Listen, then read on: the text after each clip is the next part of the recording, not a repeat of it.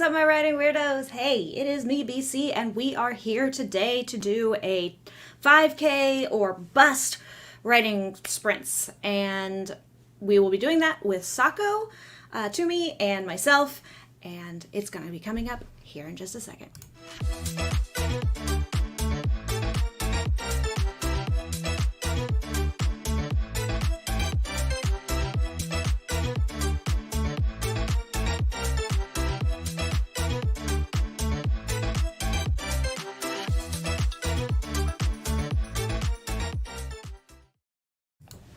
What's up, writing weirdos? You know me, I am BC, and this is, of course, my channel, BC Brown Books, where we like to get weird about words in the ways that only writers can. We write them, we talk about writing them, and today we're going to write a hell of a lot of them for probably a little bit of chunk of time. So I want to introduce you all to Sako Tumi. Howdy neighbors, I'm Sako Tumi, also known as Cass Voigt. I write horror, and I'm a witch, and I'm a graphic designer, and sometimes I combine those three things. So if you are in the market for marketing for authors, I have a whole playlist of videos on the topic on my channel, and not just by me, but also by our dear friend BC Brown and a bunch of other author tubers who had a good thing or two to say about marketing for authors. So drop by sometime. I'd love to see you. Yes, Sako is full of a lot of amazing information as far as she's just a great resource as far as marketing, brand design, digital marketing, not to mention just having an overall artistic eye that she can put on different aspects of your branding and your writing. So I really recommend that you leverage her links down below to her channel. Go and hit her up on all the socials. My links are down there too, but really that marketing playlist is amazing. I did glance through it actually last night, and it's cool. You should go check it out. Okay, so we are going to be working again today. Yesterday, we were on Sako's channel doing the first half of our 10,000 word weekend to push for writing the end on our collaborative book project, Project Flambeau. So that is what Sako and I are doing today, is the second part of that 10K, and it's going to be 5K today. We were lucky yesterday, while we had a bit of a slow start. I think everybody would agree that we rounded out pretty well with 5,532 words written, which brought our document up to 60,440 words. So I am super excited about that. For a month ago, Sako and I were worried about whether or not we were even going to hit 50,000 words with this book initially. Yep. So it's kind of one of those things that once we got back into it, we realized we had missed a couple of places, a couple of points that the developmental editors had given us during their critique, and then to make those points work, there were more things that we realized we had to go in and kind of weave in throughout the story. That is what is getting us the overall word count. It's not that we went in and just said, how can we pad this out and make it as long as possible? It was actually missed stuff, yeah. Which happens, even with two writers looking at a project. It's very easy to just miss beat points and little notes that you've made yourself here and there. And then also, not only that, but to just kind of forget the little minutia details throughout the story that you've slipped in there intending on going back to it later. Like it's a foreshadowing thing, or it's a thread continuously run through the story. And then there are things that you just put off and you kind of forget them because you put them off. And it happens. It does. So I am glad that a few of you have come back to join us today on this hella long, however long it's going to be, sprint. Hopefully not quite 6 hours, but if it's 6 hours, then it's 6 hours. If it's longer, it's longer. We'll be here. So Kibby had popped in a little bit before the stream. She's got to do some working today. You know, the whole 9 to 5 is important. So hopefully she'll be back. If you happen to be listening and lurking, Kibby, awesome. We will see you when you can pop in. Daya is here. Hey, Daya. Hi, Daya. I feel like I haven't seen you in ages. I don't know why. I just feel like I haven't talked to you in forever. Hey, Mint. Mint Ghost is here, one of my favorite weirdos. I just love your glasses in your picture. I just love them. Like, every time I see them, they make me smile. Okay, so I have our first sprint set up for 25 minutes. I figured we'd do 25 minutes sprints because it seemed like the 20 yesterday, we were all going, holy hell, that 20 went by really quickly. Like, it's what it felt like to me. So I figured we'd just do 25 today. And since we don't have any, like, ending time constraint, it's easy. We could even bump it up to a 30 if we're still feeling like 25 is a bit short. But I feel once we get up to 30 and more, it starts to feel a little too long. And if you happen to be stuck, then you really get in your own head at that point. I don't know. Yeah. Hi, Rialto is here. Good to see you, Rialto. Glad you could join us again today. Yes, Daya. Yes, it's been okay. I was like, man, maybe I have talked to Daya recently, and I just feel like I haven't. But no, I guess okay, cool. Mint Ghost, yeah, we love you. We love you. Christina is here. Christina is one of my she's easily a top 10 favorite weirdo. Chat with her on a regular basis. Just great personality, so quirky. Not to mention all the funness in your home. Your home is, like, weirdly chaotic in a good way. Like, in that fun, interesting way, I think. Or maybe it's just the kiddo is just a big old weirdo like we are, and that's why the kiddo is a weirdo. Yeah. Kiddo's a weirdo, and yeah. Okay, so, I am going to, if you left off with this yesterday, I am going to be hopping back into our chapter that focuses mainly on one of our side characters, Iris. She is thread throughout the entire story, and it kind of is actually the backbone of the story because she touches on almost every single character in the story and weaves them all together. So she ended up being far more important than I think we initially planned her on being. Yeah. But she was a great way to to add some emotional gravitas to the story and tie it all together in like a big backbone. The weirdo is contagious in this house. Yeah. It's good. Being weird should be contagious. Like, more people should not be resistant to being weird. It's just fun to be quirky and not what everybody expects. Indeed. I have my coworkers tell me that on a regular basis. You're not what I expected. Like, I did my trainer for my job, which is so sweet because I don't get to do any training in my job yet. I'm working up to it. But my trainer for my job came back at me and was like, hey, I need you to come in and teach my class how to use OneNote, Microsoft OneNote. Sure. And I was like, okay, I'm honored because I haven't been here that long and I'm not even ready to start my training to be a trainer, you know? And so I was super honored by it. And then when I did the thing, they were like, well, we're going to have, BC come in and we're going to have her go over like all this stuff. She's really organized. She's super professional. She's this novelist, so she really knows how to be organized and how to like leverage tools. And I was like, I think you're hyping me up too much. But I think you're hyping my ADHD ass up too much. I was like, we're organized out of necessity, not out of, and it's inconsistent. We're consistently inconsistent. But I got in there and they were like, we're all virtual still. I got into the virtual classroom and they were like, you are not what we were expecting physically and personality wise. We were expecting like older, which everybody mistakes me as being younger anyway. They were like, we were expecting older and like kind of like more, I don't know, corporate. This, it's an insurance company and the trainers are a little more corporate, although my trainer was pretty laid back and pretty cool guy. But most are really kind of corporate-y. And I was like, well, I will take that as a compliment because I'm not what anybody expects normally. Much rather be infected with weird than the bored. Yep. Yeah, Better bored than better busy than bored. True. Yeah. True. And yes, Spot is in such a mood right now. He wanted to come into this room like as soon as I came in to like power up the computer and everything. He wanted to come in here. And then normally, if I'm not in here, he doesn't want to be in here. Like, he's just my companion cat. He usually follows me around a bit.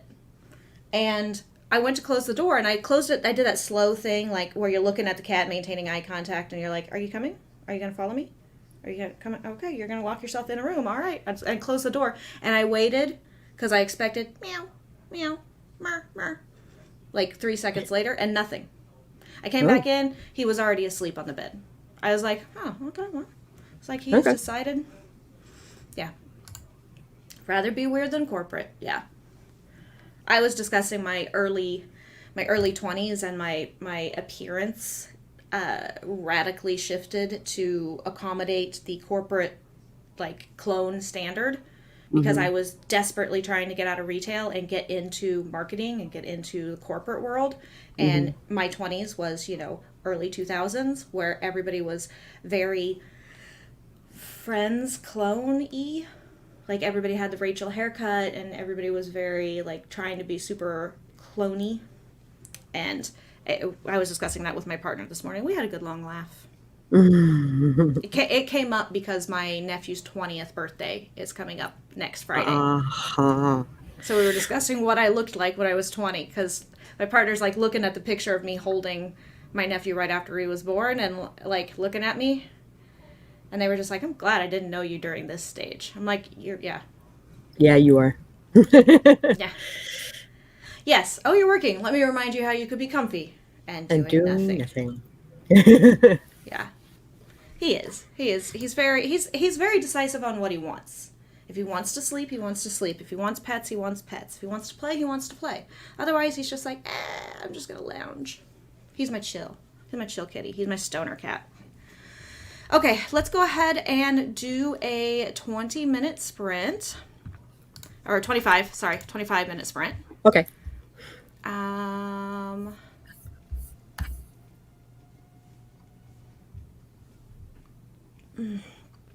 we're going to do the inception thing for here in a second until Bloop, bloop, bloop, bloop, bloop, blip, bloop, blip, bloop, blip, blip, bloop. blip, blip, blip, blip, blip, until I can switch over. What the heck is going on here? Okay, all of a sudden I couldn't access like anything. All right, so we are going to get started whenever this thing says we're going to get started, because I honestly didn't play it this morning. I just went and found another Among Us 25-minute timer because it's cute. So, oh, there we go. Everybody start! Everybody start!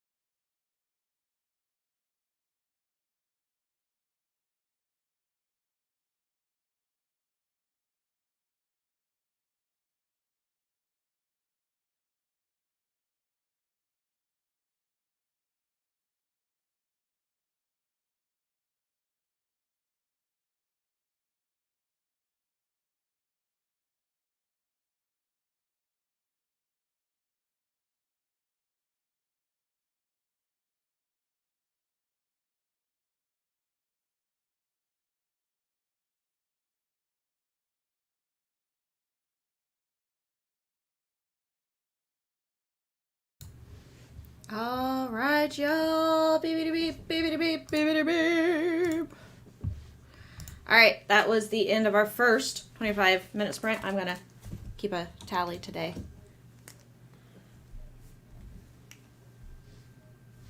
What was that? I got, there we go. I had weird feedback coming along. Okay, so that was the end of the first sprint. How did everyone do?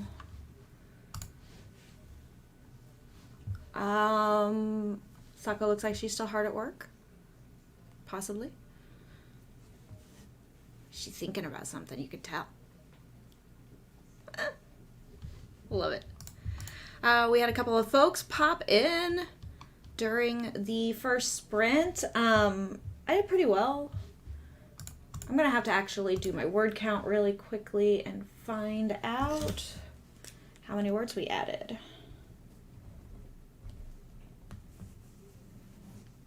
Okay, so, and because I don't do the maths in my head, let's go find one. Okay. So, yeah, I took me a minute to kind of like get into where I was. I kind of had to reread a little bit again and just kind of like get myself in the zone. So for our first sprint, Sako and I added 646 words. So 646 words was for our first sprint added today. That is not bad given the fact that yesterday our first sprint added 47 words. So we're off to a way better start. 600 more words today than we were previously. So let's say hey to everybody who popped in. Katrina Smith popped in during. Glad you could make it out again today, Katrina. Courtney Created is here today. Good to see you. Chandra popped in. Chandra Arthur, the author. I always like read your name, Chandra, and I'm like, Chandra Author. I'm like, she has a cool last name. And then I'm like, well, wait a minute. It's Arthur, the author, kind of a thing. Jennifer Brown is here. Brown's taken over the world. Tanya from Tanya's Writing Realm is here. Good to see you. Glad you could join us for some productivity sprints today and until we, get this book finished, hopefully. Christina ended up chewing off nail polish because I'm overwhelmed how much I need to do today. Noticed right as I was chewing off the last bit of the left hand, so I put on some wham, sat and made a list of small accomplishments I can take care of to ease my stress, help me feel a little bit better, and go from there. Deep breaths, I don't have to do it all at once. That is so true. You do not have to do it all at once. I have dermatillomania, which means I am a skin picker / biter, tearer, ripper, whatever I can get my hands on, and have a lot of trouble. I cannot wear nail polish on my fingers for that reason. Not on my natural nails, at least. I can wear fake nails and that have polish on them, but not on my natural nails, because even if it's a gel polish, for some reason, if it even has the slightest rough hang on my natural nail, I'll start picking at that. And once I start picking at the nail, I start picking at the skin around it. So it becomes a serious issue, which is why you often will see me with my little gloves that I wear, because that is kind of when I'm having a really overwhelming day with so much to do, that it's usually triggered my ADHD as well and sent me into like panic freeze. Then I'll have to have my gloves on during those days. I also wear them when I go out because I can't like think, socially navigate, do all of that stuff and like tamp down on my dermatillomania if needed. So Mint Ghost has 888 words for the first sprint. That's really good. That's really good. 150 for Katrina also. Christina just saying hi to everybody. Mint Ghost doing the same. Congratulations all the way. Courtney got 494 and did some outlining research. Outlining is something that is on my menu for tonight for a story idea that I had a few days ago. I jotted it down briefly and put some bullet points in, but I did some brainstorming on it, and now I need to actually go through and pick out the outline for it. So Rialta got 121. Pretty cool. More people saying hey to each other. I love all the support. Love all the support. Chandra sent a story to a critique partner, and they're about to read more of their project, of their critique partner's project. That's cool. I love my critique group.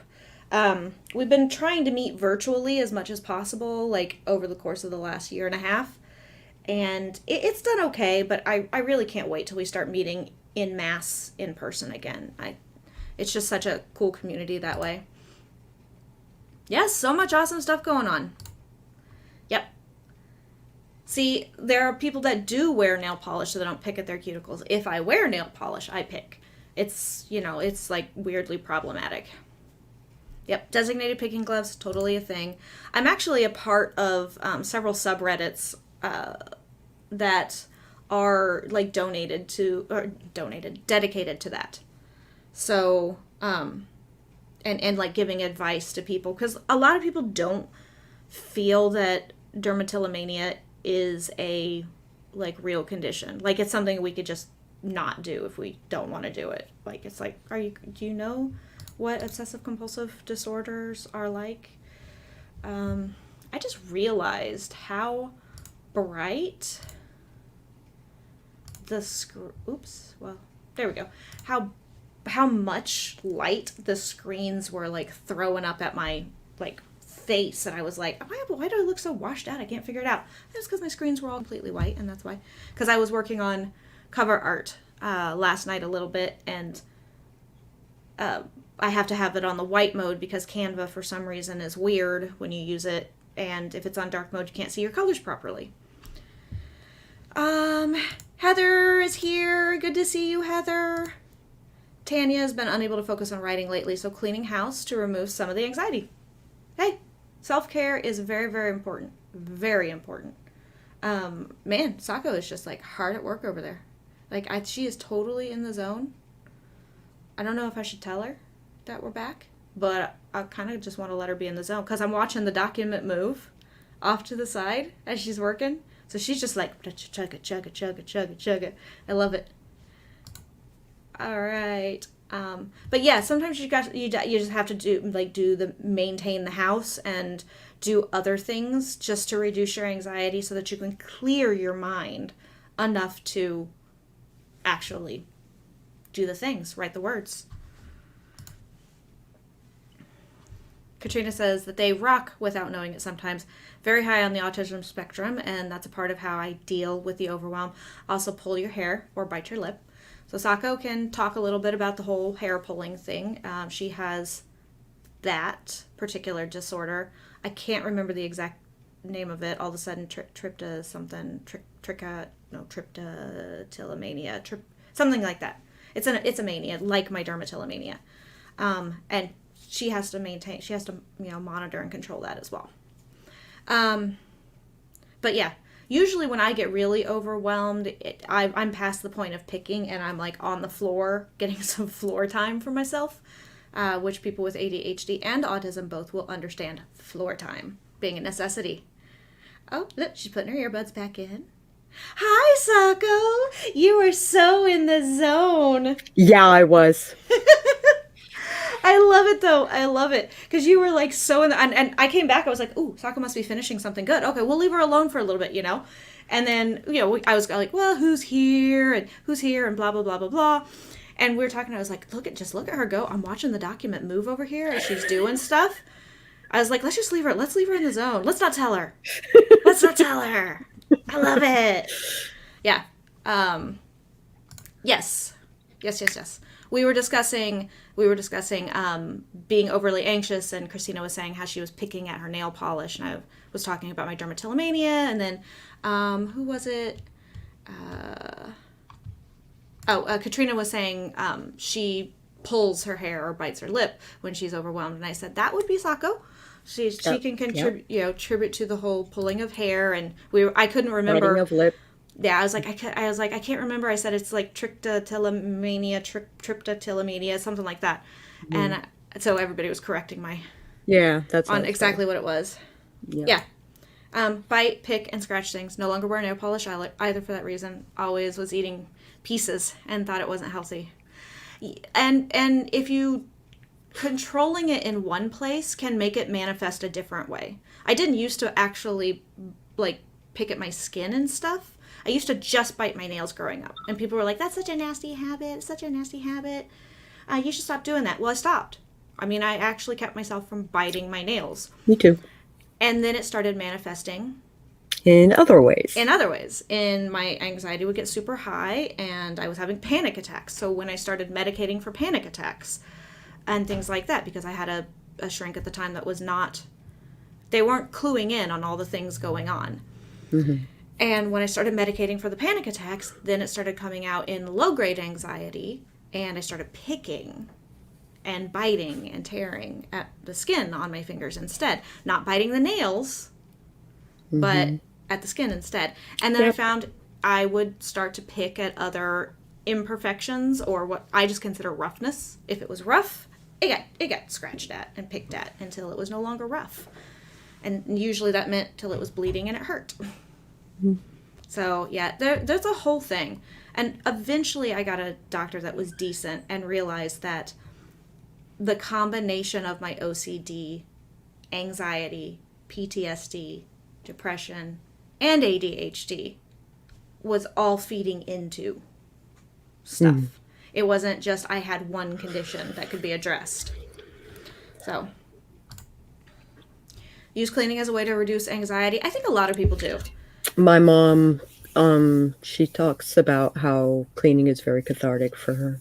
Yeah, it is. It is. It's my mother did the same thing when she was overwhelmed. The whole house would get spring cleaned. It was suddenly spring cleaning. My partner talks about it all the time. They'd come home from school, and they have anxiety if when they come home, the whole house is moved around and rearranged. Because it meant for them that their mother was overwhelmed, and she had been doing that all day while they were at school. And then when they got home, they were forced to clean, do heavy cleaning, and she was in a terrible mood because she was trying to manage her anxiety.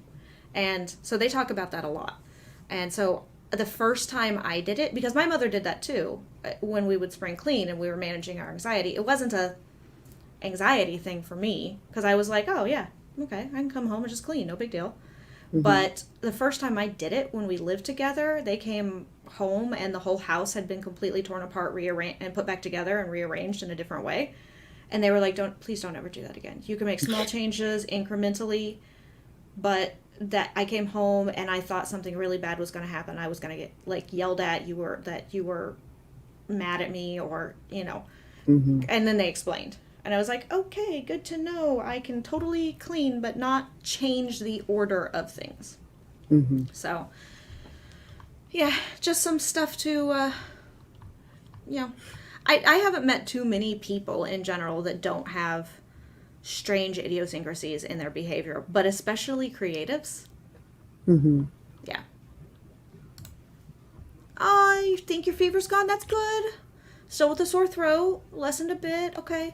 More on the hot tea and the honey today, some more vitamin C, and still rest. You might be feeling a little better, but don't push yourself, Allie. Because I know you're going to, because you're like, I haven't really written. Because I know that's what would be going through my brain. Yeah, Katrina's like, hi, Sako. No, it was cute. It was cute. We were all just like, man, is she in the zone? Forgot to put my earbuds back in. Yeah. I was like, I know she just can't hear us, and she just hasn't looked up at the screen, and it's okay. It's like, it's fine. Yeah, that's pulling every so often. Pluck facial hair out. It's gotten better. That's good. That's good. So and it'll go through cycles. It's cyclical. Drink tea, warm or cold, and fine. Haven't tried water yet. That hurt yesterday. Water weirdly does hurt when your throat is sore. You're supposed to drink water because, you're going to get dehydrated, and you are dehydrated if you're sick. It's just a guarantee. But it does weirdly hurt for some reason. I think it's just because there are just natural iron and sediment and stuff like that in water, no matter how well purified it is. Self-soothing, yep. No, it is not word. Nope, it's not. It's not weird at all. It's an actually recognized. It's a subcondition of OCD and or anxiety control, and also linked and related to ADHD. Almost all the time, ordered more to be safe. Look at all of us bonding. Yes, we're bonding over our neurodivergent brains, and yeah, that can some of the, it seems like to me just the common cold is worse since the pandemic and everything. Like when people get sick and and you test and it's not the virus. Like it seems like every other illness just takes twice as long to get over with, and maybe it's just because I think a lot of us are just broken down, like mentally and physically, from all the isolation and all the stress of dealing with it. And yeah, chewing and picking the skin around nails. They would get infected and contaminate. Yeah, that happens a lot. Mine do get infected from time to time, which is why gloves. And there's always a bottle of lotion on hand. I'm never without a bottle of lotion, and I always have my gloves on me. Usually, I pretty rarely forget them.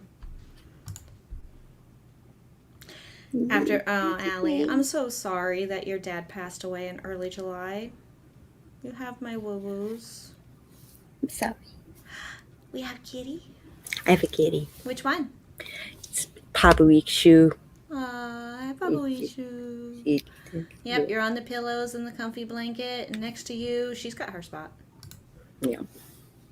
She's all upset because she's like, my head got touched by your blanket. I don't like it. Yeah, it's like, this You is disturbed my nap. This is not improving my comfort level here.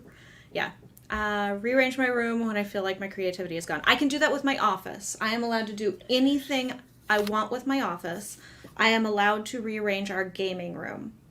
But the rest of I can rearrange the plants and things like that on the shelves, but like the furniture pretty much has to stay intact. And I can't touch their office, our bedroom, or the living room.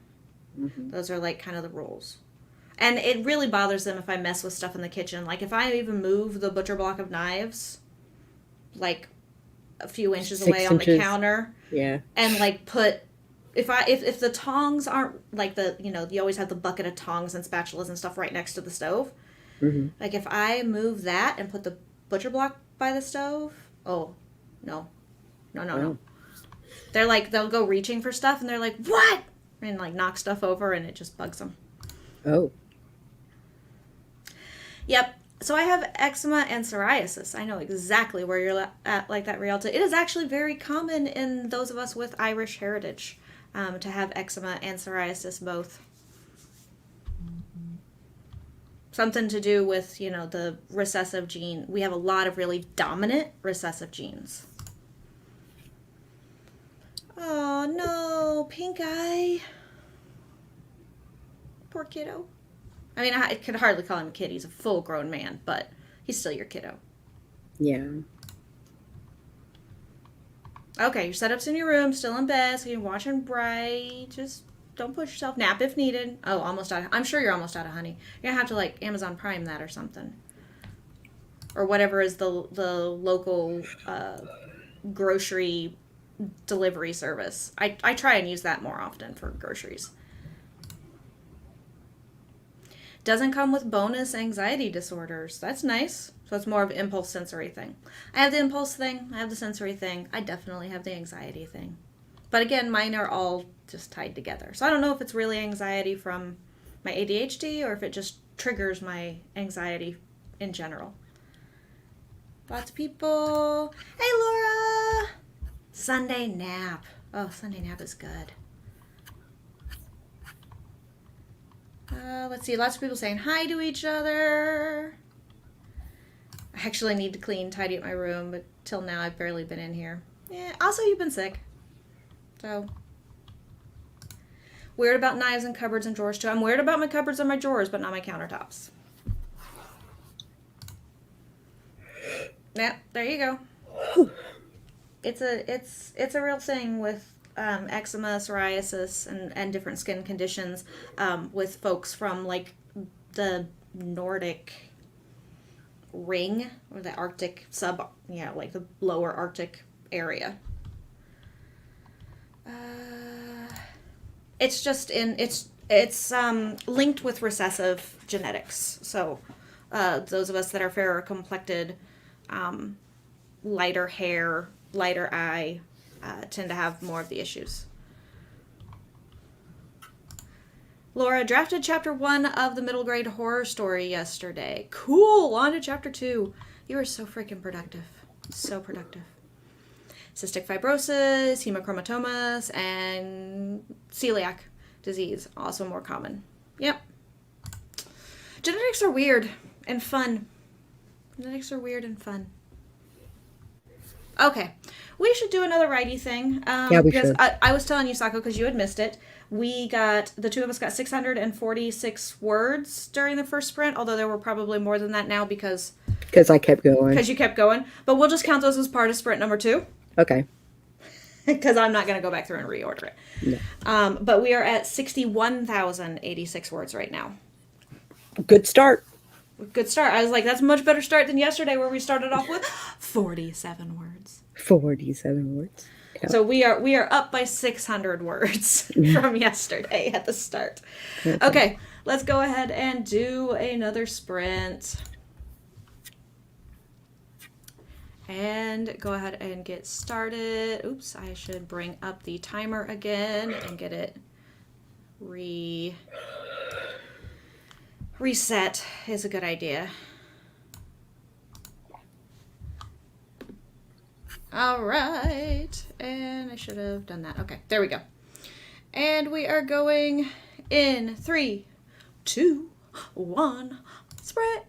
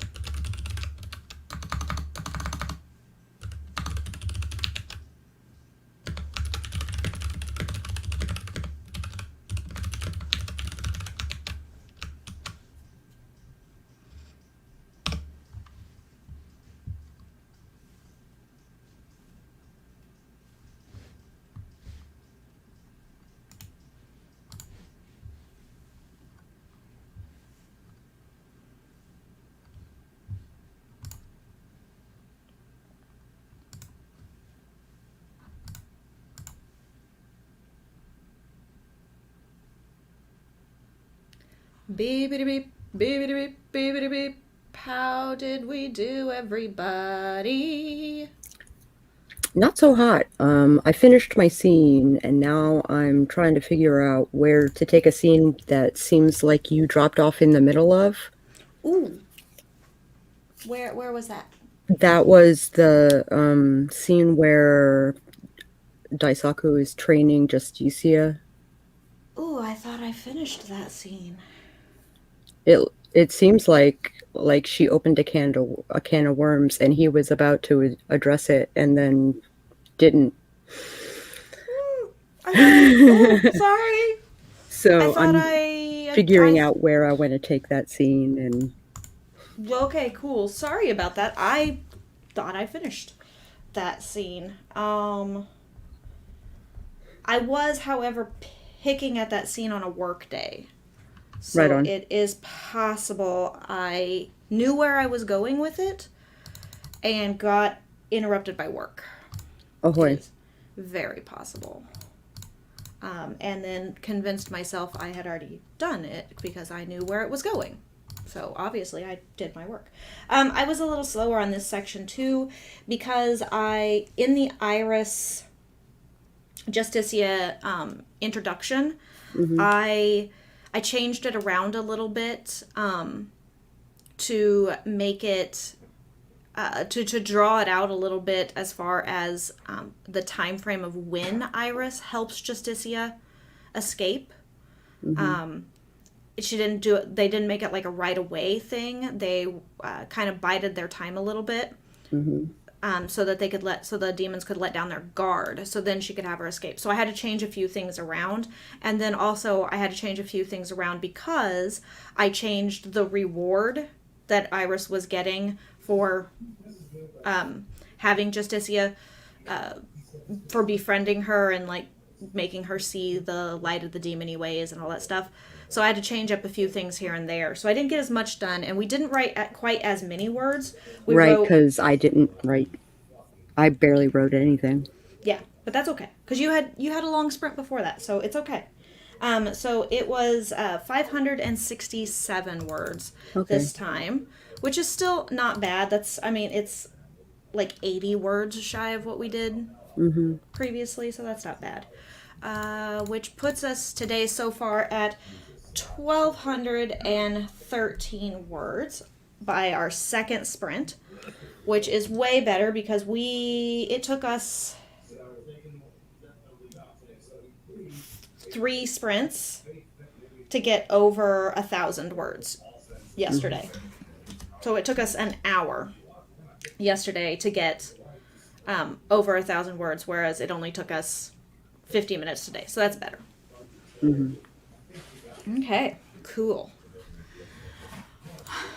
Yes, so there were lots of comments. I was being, my clever self in the comments. Because I forgot that it's, Heather Dewey's birthday weekend. Oh, bullshiz. So, yeah. So she was saying that she slept in this morning, had a great birthday, Labor Day weekend, even if the kid is now sick. So, yeah, I forgot, happy explosive escape from a uterus day.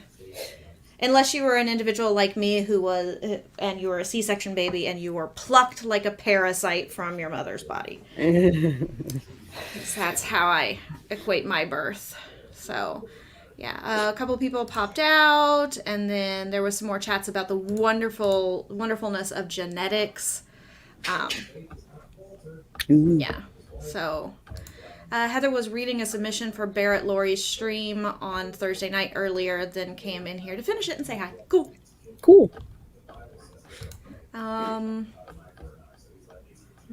Yeah, so more discussions about genetics and how like the amalgamation of each of us like contributes to different conditions and things of that nature. Mint goes same for me. My great grandparents on both sides were right off the boat, thick with accents from Ireland. So like there's lots of fun stories. I have one particularly fun story about a wedding gift that was given to my great grandmother and great grandfather. It was a family heritage heirloom, like passed down wedding gift. Hmm. Everybody like gifted it to the next, person that got married, to their eldest who got married. And so it was interesting that when my great grandparents on one side they came to America with bags, with like their bags and stuff, and they had these that like their suitcases had these heirlooms in them and little else, like, so it's kind of fun. Yep, lots of relatives. And I have lots of relatives around Dublin, not in the city itself, but around like the kind of the countryside around there. I have a lot of cousins. I love Dublin was a lot like DC, so a lot of its charm was lost on me. But like Cork was really cool. I have yet to visit. I need to visit at some point, and I really want to. I want to do is I want to retire to Ireland. Like if I got to a place in life to where I could work remotely permanently, I would move there like now, kind of a thing. But my partner and I are of slightly different minds Yeah. because they really want to. Their idea of retirement has always been like the countryside, provincial France, which Mm-hmm. I'd be cool with. I'd be okay with. Mm-hmm. But we are both kind of starting to really, and have been for some time, coming to really come around on New Zealand. Just the more we study New Zealand culture and history and stuff. So Right on. if you ever do visit Dublin, totally hang out. Cool places that aren't the tourist traps. That is good to know. If any of us come, we will reach out and be like, where are we going? Laura consumed some food and got slightly presentable. Started to vlog a little for the day. I like Cool. that you've vlogged even though you considered yourself only slightly presentable. Mm-mm. I am so picky about what I look like when I do my videos. Like not so much on streams and stuff because you get to see me while I'm working. But I'm really picky on the videos, even if it's a vlog style. Got some lunch. Christina did a few tasks and saw a gecko.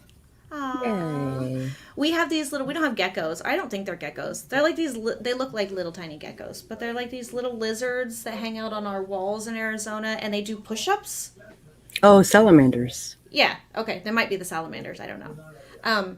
But they're so adorable and cute, and yeah, I call them push-up lizards because they do that because they're laying against the hot wall because they want the heat, but then it gets too hot, so they're so fun. I love them.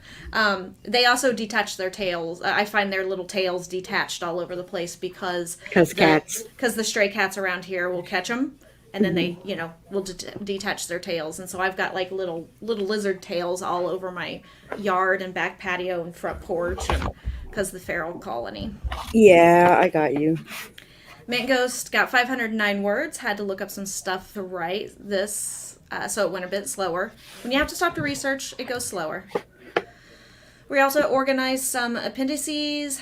Think they're going to step away a bit for a bio break. That's a good idea. We may do a bio break. I think I was kind of thinking a bio break maybe third sprint or so. Katrina, except for the vlog. Chandra read and commented on some short stories. Cool. Ooh, strawberry ice cream. Ooh. I'm jealous, Mint Ghost. I haven't had ice cream in a while. Heather read 3.5 pages, took a phone call from the hubby, checked on the kiddo. Who's napping? That's Cool. fair. Good. Chandra has to teach a yoga class at 4, so I have to go soon and then come back. That's cool, Okay. though. Hey, CB! Good to Hi, see you. CB.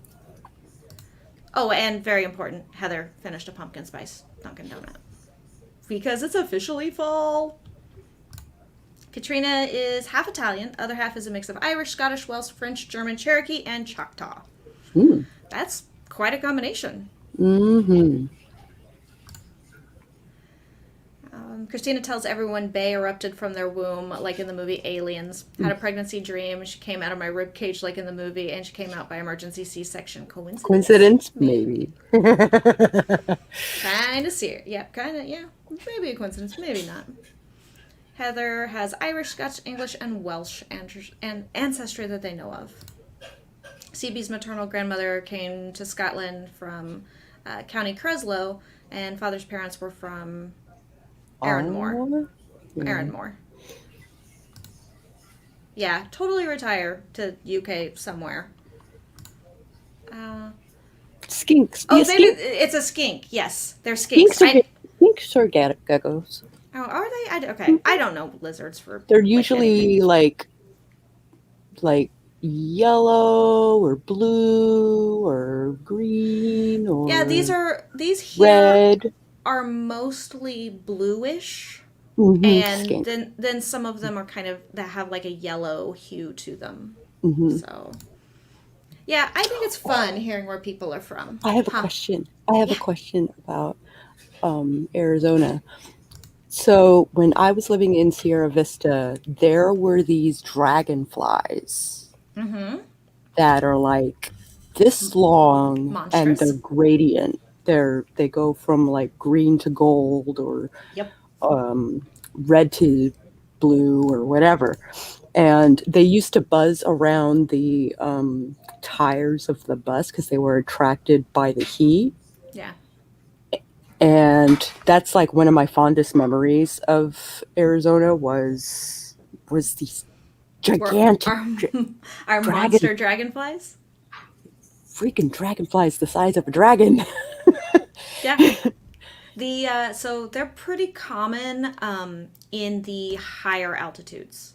hmm So like here in Phoenix, not so much because we're only like 1,000 feet above sea level. But when you start to get down into like Sierra Vista and Tombstone, south of Tucson, although Tucson has a higher elevation, and you start to get down there, like down closer to the border, where you have more mountains and more elevation. They're pretty common there because while they're attracted to the heat, they don't do well in like the hotter, drier that is Oh, Phoenix. that's interesting. So they're a little smaller here, but the dragonflies here are still like pretty freaking big. Like they're pretty good size. Pretty good size. Um, but they're beautiful. They're magnificently beautifully colorful. Like you can just watch the color like gradiate and like flash. They're almost all of them a little bit metallic. And look at her back there. She's sitting on my butt. I get that a lot. So I will lay down in bed like on my stomach or whatever, just stretching or just relaxing. And Gozer, my void, will come in, my fluffy boy. He'll come in and he'll like walk up and down my back, and I'm like, you're perfect for this because you're 15 pounds and this is great. hmm But he doesn't hang out for very long. He won't lay down. Spot will come in and just lay down. But Spot weighs nothing, so he's Yeah. like this big around and just a lanky cat. Yeah, same with this one. This big around. Yeah. Lanky is all get Now, out. Gozer isn't very heavy. He's actually not very big around once you wet his fur down. But all that fur. And then he looks like he's so. Yeah, itty bitty bath time. Yeah, itty kitty bath time. Well, he woke up and now he's going to go back to sleep, so he's got to be, he's got to be clean before he goes back to sleep.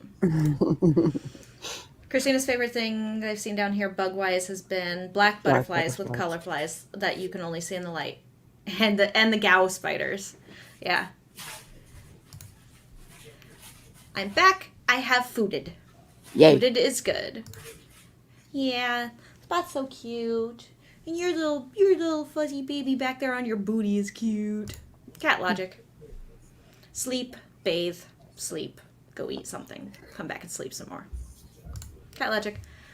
Okay, we should do another sprint, I think. My keyboard is just outside of my reach. I have to actually get up. You're gonna have to dislodge the fur ball. She's gonna be so mad. Has she fallen off yet? Nope, not yet, not yet. I has balance, human. I has, what you doing? Why are you moving? I was sleeping. Why are you moving? She's like staring at your butt like, why is the butt moving? As if it's moving of its own accord. She's not giving up. If I twerk a little bit, yeah. Nope. No. Oh, she's considering. Oh, yep, she's considering. We might. Oh, keep twerking her. She's staying. All right, come on.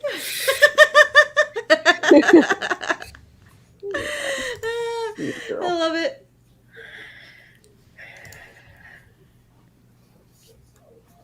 Yep, my 15-pounder. He's a floofy, but it's all fur. Okay, so Okay. what scene? I don't know. What were you thinking for the scene with the where she's talking about the she doesn't know about demonic interference? Hmm? Who doesn't know about demonic interference? Justicia. What page are you on? Let me go back, refresh memories, thoughts, ideas. 69. That's what she said. 69 of 92. Okay. Oop. Oh, I did just drop it, didn't I?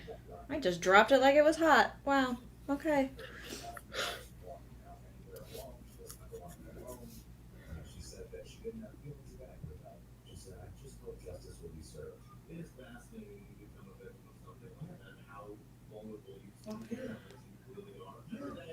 Oh, so I was kind of thinking maybe he just shows her. Like, he just shows her to a thrall that had been, like, on his Well, tracking list or. she just met Julio.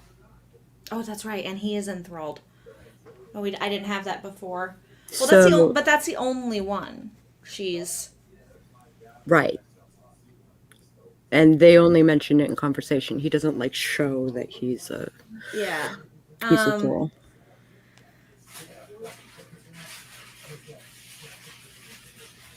so Daisaku has access to police video and stuff. We've established that already. Yeah. So maybe he shows her like thralls caught on camera, but not just thralls, specifically ice agents, enthralled ice agents. I don't know. What are you thinking? I don't know. That seems like off. Yeah. I don't Um, know. what does the chat think? So currently, um, Justicia is being trained by Daisaku in what it is to be a mage and what it is not to be a thrall and like stuff like that. And she just finds out that demons are involved in the interference with humans and mages and stuff like that. So, and she's having trouble wrapping her head around it. So we're trying to figure out where to take the scene next. Yeah, because we need the scene to establish that not only are demons bad, clearly, but that thralls are bad. She's she's been exposed to people who are enthralled at this point, but did not know it. Um, but now we've got to actually have him prove to her that thralls are bad, while not putting themselves in a situation to be found by the demons after them or the Mage Council that's after them. Okay, so that's problematic. Because I don't think he has video of him chasing after thralls and stuff. No, not of him chasing after thralls. However, But if he goes back to Julio and says, "Hey, man, can you show us a little thing uh huh. just to Um, show?" actually, maybe Julio could come in and rather than, well, I don't know if we want him to tell her so much as we want him to show her. Right. So maybe Daisaku's all like, at this point, all like, okay, I get it. The proof is kind of in the pudding. So let me give Julio a call, and I'm gonna Because have. Julio's right next door. Yeah. Let's talk to Julio and see if he can kind of help me show you why this is such a bad thing. Because we've got Julio is free, right? He's no He's on longer. parole. Oh, he's on parole. No, I meant he's not under his demonic master anymore. Like he's free from his demonic master, or do we still have him? That I don't know. It might still be in place, but I gave him black hair and black eyes. Okay. Um. Okay, so if we don't have him as free from his demonic master, Julio could have an assignment and like literally take Take her on her assignment. along. Under the protection of Daisaku, under some demonic warding and protections, even to like keep her hidden, help keep her hidden. And I mean, he's been a thrall for so long. It's not like they're gonna track him while he's on a job, like on an assignment. And maybe his assignment is tracking down a young, like a up and coming mage that they want to. Ooh, okay. So the demons tend to track mages because they want to convert them. They want to take their power and claim it as their own. However, what happens if a mage has refused? Oh, Then obviously they would just kind of kill him, right? maybe. Rather than the mage council get their hands on him. Maybe. So maybe he's been like ordered to assassinate a mage. Yeah, but he's running from the council, so he's probably not taking assignments. That's true. If he's still enthralled, then maybe some of his actions shows her that he is enthralled and one of the bad ones, and she helps him get out of under control. Well, so far he's helping them. His actions so far have like kind of shown her that he's a good guy with some free will.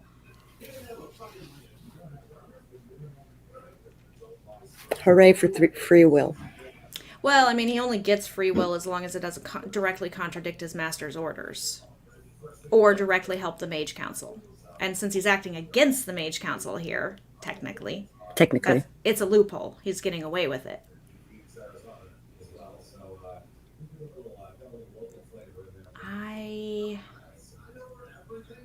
Oh man. Yeah, we gotta show him that thralls are bad. That being enthralled to a demon is not a good thing. But we've been showing it kind of black and white so far, right? Yeah, we have been. Well, I mean, yeah, we've been showing it really black and white so far. We don't get into the gray of being enthralled until we get to 2 more chapters to Iris. Mm-hmm. But we need to kind of slip a little bit of gray right in here. Yeah. Like, clearly he's doing something good by helping them. So there's our little bit of gray that muddies the water of thralls are bad. But she hasn't actually seen why thralls are bad.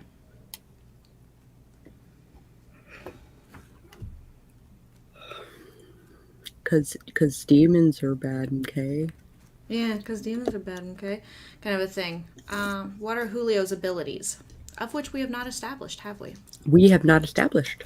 Okay, let's, thank you for bringing that up, Rialta. That's good.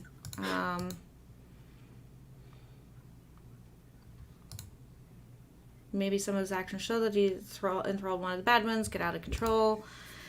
Maybe he is getting more free will, but he still has tendencies to be under the enthrallment, the gray space, yeah. Because you could do the video thing magically with telepathic memory sharing. Oh, Rialta, that's brilliant. If he's telepathic, if that's one of his abilities is telepathy. So maybe Julio is...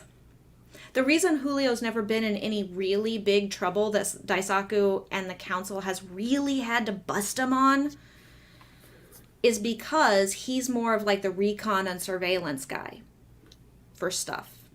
He goes in and hears whatever it is that the demons are planning, kind of a thing. Like if they're planning on converting this mage or whatever, this young witch or something.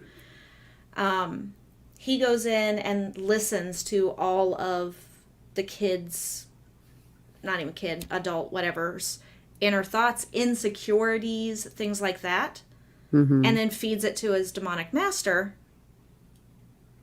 and then they manipulate people based on that. So I can run with that. yeah, so maybe run with that. I'm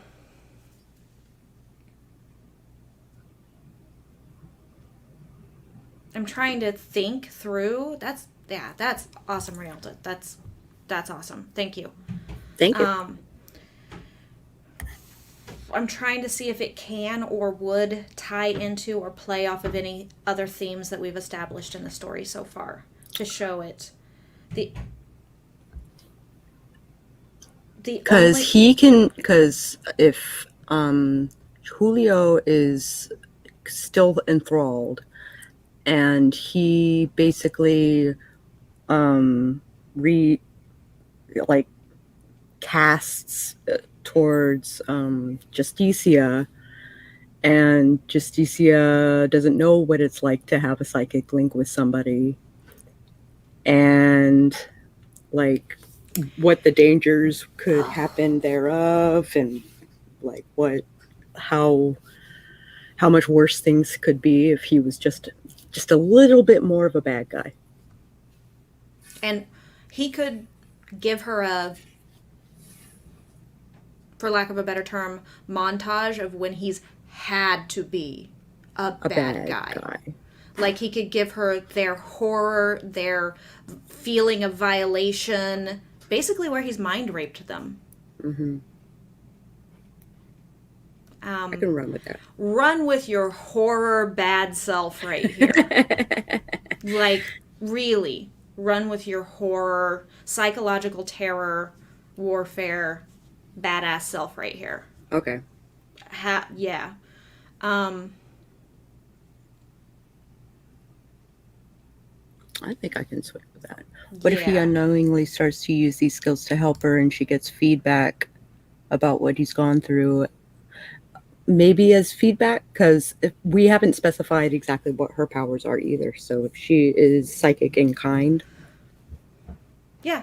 I mean, the only thing of Justicia that we have highlighted is that she's a flambeau, that she can manifest fire from her physical being as well as manipulate external fire. Mm-hmm. So that's the only thing that we have shown so far. Daisaku has shown her how to use that power because that's what he's most trained in, and how to do some basic wards and sigils at this point to protect herself. But he's not a full-blown mage, and he doesn't know that stuff, so he can't teach her magic. Right. So she, yeah, like, do we want to give her?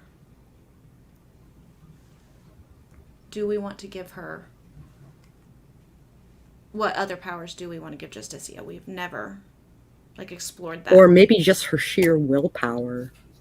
Or just what? You cut out. Her sheer willpower. Because her willpower is so strong. We do mention that. We do bring that up a couple of times we bring that up with Doricia, with the resistance chick and let's pray like hell if the morning star is after her that she's stronger than most people. Mm-hmm. That she can, so we do bring that up. Okay, so iron will. We'll go with she has an iron will feat. Let's call them feats since we know what the hell we're talking. Since we know what a feat is. Yeah. She has iron will as a feat. That's a natural. That's going to be a natural magical ability to protect herself, mentally, emotionally, and in order to do that, she has to have a smidgen of some type of telepathy, because she's got to be able to build walls and compartmentalize and do stuff like that. Okay. And and like not only feedback, but like he has to like punch through walls Yeah, so in she's gonna order to make she's gonna feel violated. violated and broken and out of control and Hmm. oh, we talk about Saint Todd Geppettoing Daisaku's ass out of. He can make her do something. He can make her hurt somebody. Maybe make her hurt Daisaku a little bit. Ooh. Like make her blast him just a tiny bit. And been like, and I'm considered a softie Hmm. in the demonic. And I think that's a great enthrall. callback to the Geppettoing. Mm-hmm. Yeah, and I'm considered a softie. And it ties in nicely too with later on. You had written in Iris's chapter that she had manipulation. So I ran with that, and so on top of her teleportation that she has like an influencer type of Like magical ability. like presence. Yes, like like she can manipulate and influence people into doing things, make suggestions, and do stuff like that. Yeah. Kind of like the Umbrella Academy girl that can whisper something and you believe it. Hmm. Kind of a thing. You believe it, you do it, kind Hmm. of a thing. So, and that ties into Iris being one of those, but not specifically telepathic. But yeah, and he can just be like, and I'm considered a softie in. And I'm considered a softie. Yeah, and I just did that to you. To you, of all people. And let me tell you, it was a chore to get through your mental defenses, but still. Yeah. Still made you hurt somebody that you're learning to care about who is saving you. And you had no free will. I like it. I like I it. like it. All right. I like it. I like it. I like it. Yes, kind of. Where Sev is seeing Harry's memories, so he can give her like the memories. Harry pushes back. So yeah, kind of. But then he can show her what he's had to do, and what it's like, and the horror those people felt, and then he can turn around and been like push through her barriers and make her do stuff, and then like bring it home. Cool. She does have a naturally sharp tongue. She does. Yeah, Justicia has a It's very. usually in Spanish, It's but yeah. she's got a pretty sharp tongue. Yeah. Usually, it's just whenever she cusses somebody out. If Sako writes it, I just go back and translate it into Spanish Hmm. later. Coming and going, helping with the lottery, taking a bio brag, now listening close to this convo about what's going on with this. I'm tuned in now. I'm tuned in now. This was what the earliest streams were like when we were just figuring this shit out. It's fun. Interesting idea with the telepathy. Yeah, Umbrilta. Like, I have to basically like talk to the player and be like, "Do you consent to a scene involving X, Y, or Z?" Absolutely. And I don't spring that on people. Never on a player. I never spring anything of Though potential trigger. This past week was kind of like it was a little different because Sage kind of sprung us as a player, sprung animal cruelty right out into the open. And we had to have like a little sit down, like, we do not condone the violence against animals and stuff like that. It's like that has to be like thought of in advance and like slipped to the DM of a I have an idea, but it's a triggering idea. It's a triggering idea.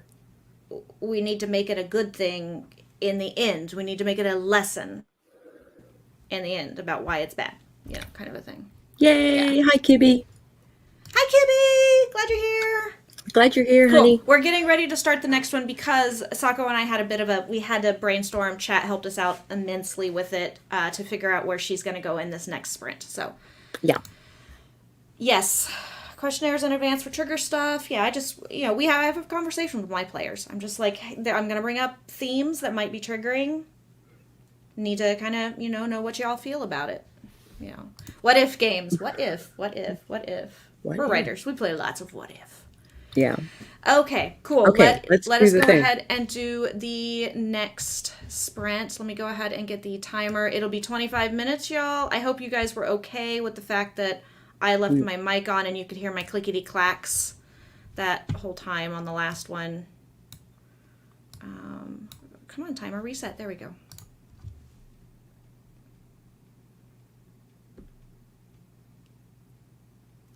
Oh, thank you, Kibby. Recommended the channel to some of the clients who are struggling with writing. Thank you. I appreciate that. Okay, we're going to get started in 3, 2, 1. Write it.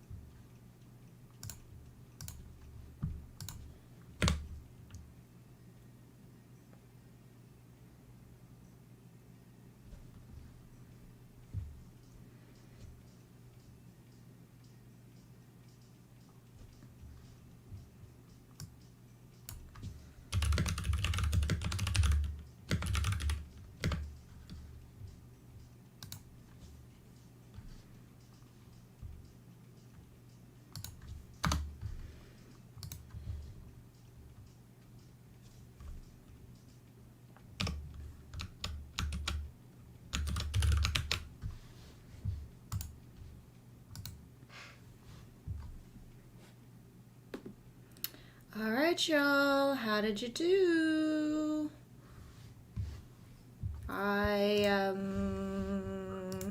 did pretty well, actually, on that one. I feel like the scene is moving faster than I would like, but it's gotta have. It's gotta be snappy. It's got to be a little punchy. Yeah, and if we need to, we can go in and tinker with it to slow it down a bit.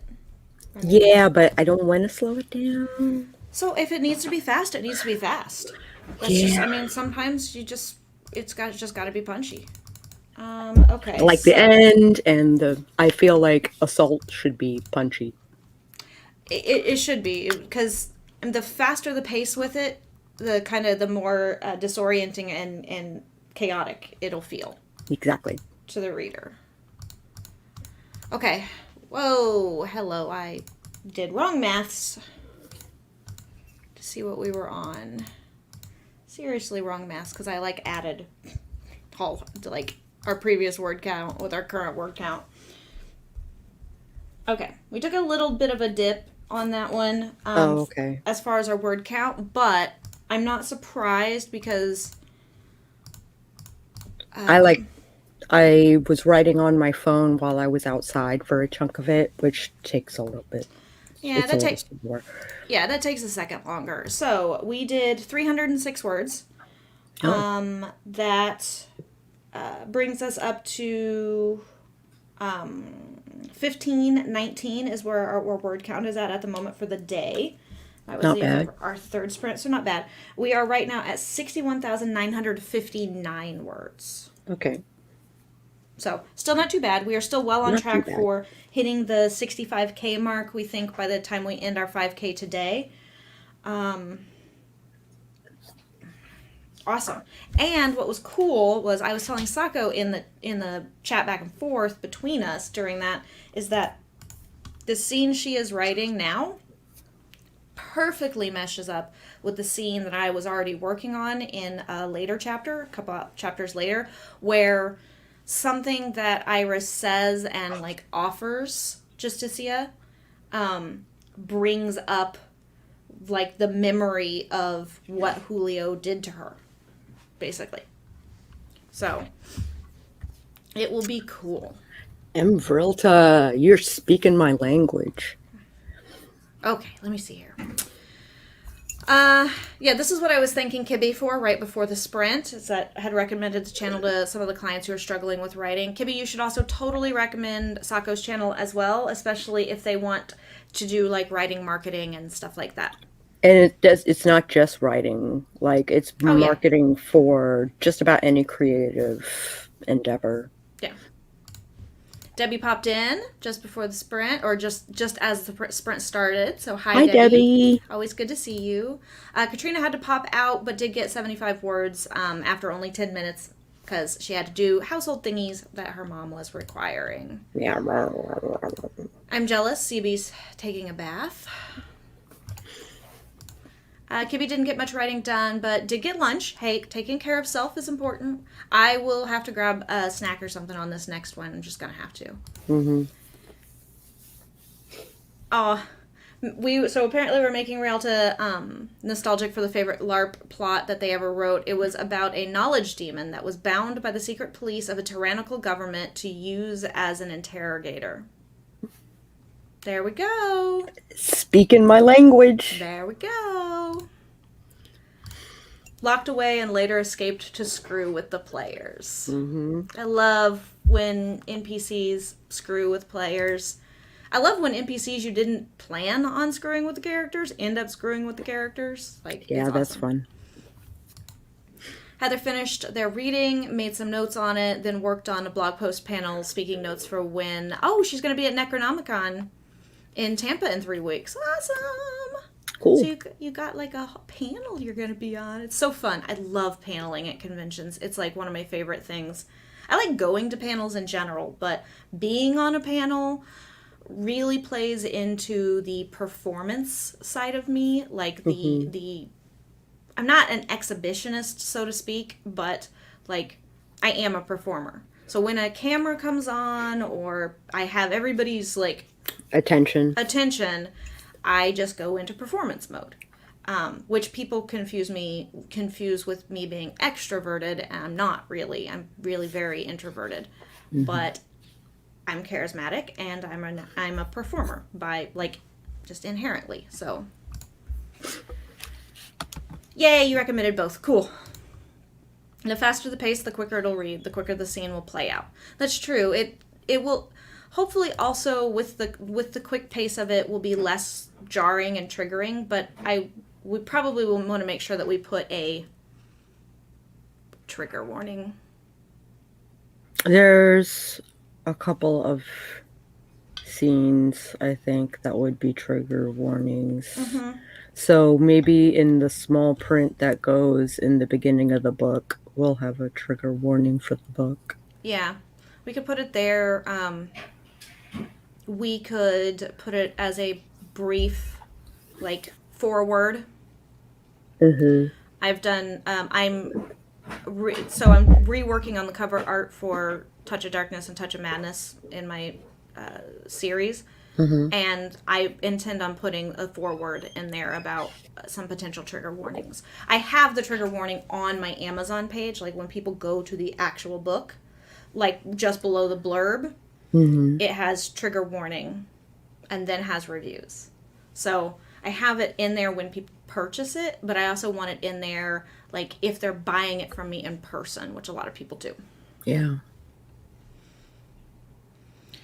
Okay, so posture check. Weirdos, maybe do a little stretching. Don't forget to hydrate or dihydrate. Save your soul and click that button. The little save button. Save your sanity. Click that button. Save your sanity. Yeah, because very important, very important. Okay, I think we can keep going and just right into another sprint. Sound good? Sounds good. Cool. Oh, Mint got another 500 and yay for stretching. Nice. Autosave is great. That is what I love Google Docs for. Yeah. Like, it's one of the main reasons I like working in Google Docs. Other platforms and programs are good and they have autosave, but it doesn't trigger as often. It doesn't happen as often. And I also can't write in them offline like I can Google Docs and stuff like that. But the fact that Google Docs does it like every 3 seconds is amazing to me. So autosave is amazing, but I don't like to depend on it too much, especially if I'm not working in Google Docs. So let's go ahead and take this down. And we're going to go ahead and reset the timer really quickly. And that's close enough. I like the idea that maybe we can crack 2K by the end of this. Oh, yeah, probably. I would say so. Because we've been, yesterday and today, once we got going, about 500-ish words per sprint is what we've been doing. So Give or take, yeah. Yeah, give or take a little bit. So I think we'll be okay. I am going to have to grab a snack, so that will limit me a little bit, but on what I'm putting in, but I think it'll be okay. I still think we're doing good. Okay, so let's get started, y'all, in 3, 2, 1. Don't forget to show the timer. Oh, yeah. Thanks. Thank you.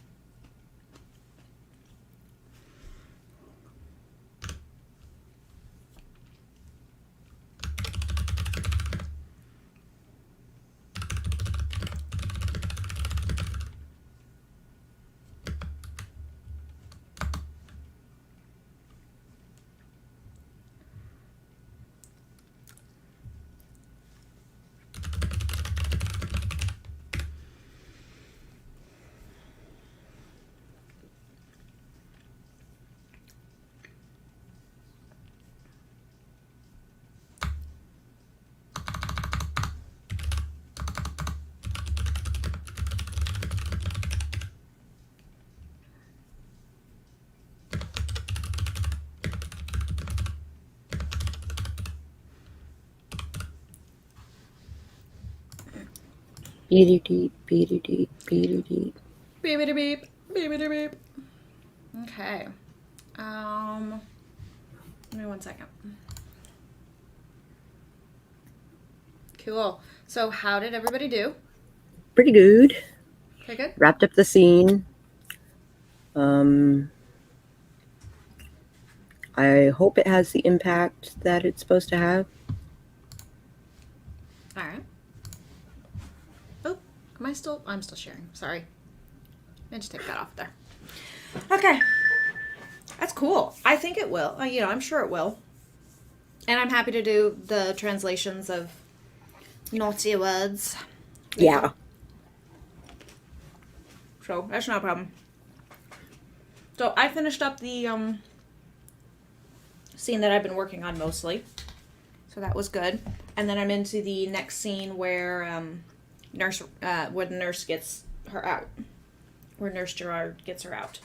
Oh, okay, cool. So, let's see where we're at.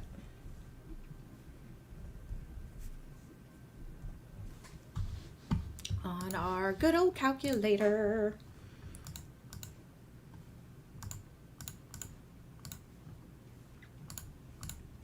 Mostly that break was mostly a bio break for me.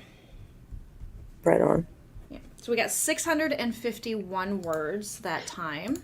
That's pretty good. Yep, that's pretty good. So we are up to 2170 for the day so far. So we are just under halfway there for the day. We've had 4 sprints. That's pretty good. Yeah, not too bad. I mean, I know we've been on for a little while, but pretty good. We're ahead of where we were yesterday. Yes. At this point, so we are way ahead of where we were yesterday at this point, which is good. And we did have to take a break there and figure out the whole what does Julio do, what can he do, and how are we gonna underline that thrall bad.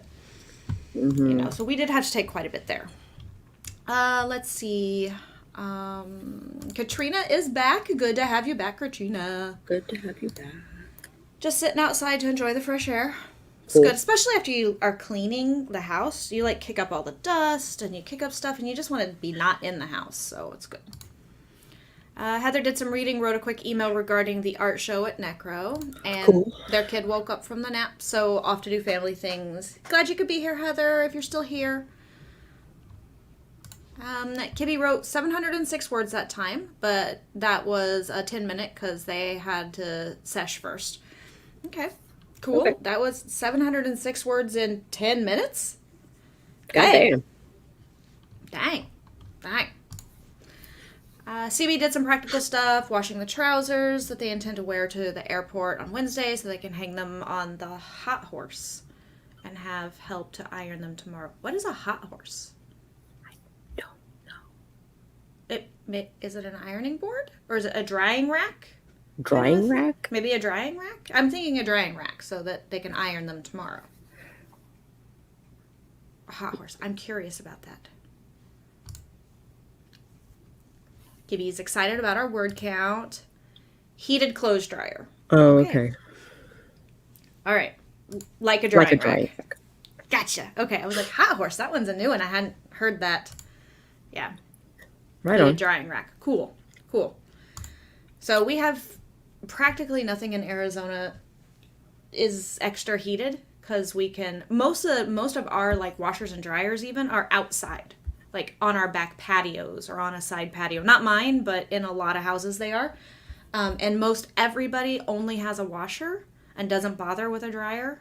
Although some places homes still have them, and we just have clotheslines because it's 340 days of blue skies and brilliant sunlight and rarely below 60 degrees here unless it's wintertime at night. Mm-hmm. So, and it doesn't rain that often enough at least for us to worry about it. Right. Okay, so yeah, I think we're doing pretty well. I'm gonna just keep going. I put a little more urgency, just to let you know what I did. I'm putting a little more urgency on her asking the nurse to get her out of there. Okay. Because I wanted it to have a little more because the girls were planning like this big break once they could gain the trust of the demonic foster parents. Like the girls were kind of planning a big break. But Okay. I wanted to keep Iris there, of course, because we need to keep her there Right. while Justicia gets out. And I couldn't actually have them do the big break if that's the case, so to speak, Right. per se. So I put like a thing where St. Todd had been visiting over the couple weeks, but her court date is starting to like really press. Mm-hmm. So he like insinuates that with the right people, if you know the right people, all of this could just go away. And as a Oh, matter of fact, why don't I just bring the person I'm thinking of around in a couple of days and you guys have a little chat? yeah. Kind of a thing. So that's when she's like, we can't wait for our plan to happen. Yeah. We totally got to do this, and I got to get the hell out of here. Yeah. Kind of a thing. So I think that's where I'm going to lead into this with, and just add to that next part that you had already written. So awesome. Where do you feel like bouncing to next? I have no idea. Okay. I was thinking that I was like, man, if she's like put the finishing touches on that and all I got to do is go back and translate it later. Mm-hmm. I was like, where the hell are we going to send her next? Um. Okay. Oh, there was some place earlier I saw and was like, we have a note here. Oh. Now let me remember where it was. It was as I was scrolling through, just getting to my place. Oh yeah. Yeah. This morning, but damn, I should have just highlighted it right there and put a comment in it. I knew I should have. But I could. I do not see comment.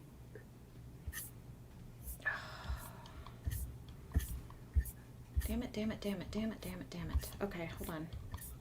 It wasn't a comment. It was I should have put a comment in it. Oh, I see. And I didn't. And that's stupid of me because I know I can't remember shit. I have horrible working memory. Boop. What'd you just do? I just Realigned? checked off a comment that we had handled. Oh, okay, cool. I was like, why did this whole thing just... whoosh? Jump.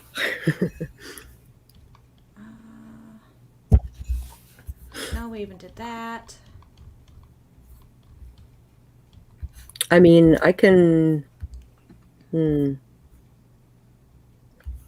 start combing through and re-outlining like our third outline, basically. Yeah, that might be a good idea. I'm not seeing it now. Maybe it was just a bullet point that we did address but didn't cross out for some do reason. the strike through. Because Okay. now I'm not seeing it. I mean, I see a few that we haven't done the strike through, but I know we addressed them. Okay. Yeah, maybe just I think if we come across anything like that, I'll make note of it and yeah.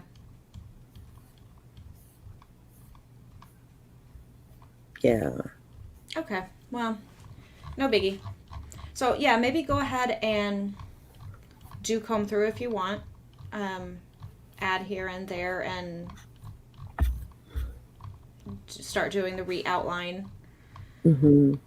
I definitely know we are going to have to comb through here and do readjust the chapters. Oh yeah, for sure. Yeah. Because some sections are definitely longer than others. Much. And it's not like I ascribe to any particular like chapters need to be evenly length, but they kind of need to be close unless you're using them deliberately to speed up something or slow something down. Yeah, Kind of a exactly. thing. So yeah, CB was saying my parents have both and they live in Houston. Yeah. Mm-hmm. And the washer and dryer upstairs in their house. Yeah, because heat rises, so there are Arizona homes do not have 2 stories. Like, Yeah, they're all ramblers. yeah, less than a 0.01% of Arizona homes have upstairs. We have downstairs. Period. We want to keep all of our, but that's why also the washer dryer is outside usually, is so that the heat can be just outside the house. Too humid in Tennessee to leave it out to dry and grow mold before then. Yeah, it's only humid in Arizona right now during monsoon season. So the middle, like the beginning of July through the end of September is our monsoon season, when we have humidity that's more than just like 20%. And 20% feels so dry here that you can put lotion on and 3 seconds later feel like you have not put lotion on. Mm-hmm. That's how dry it is here.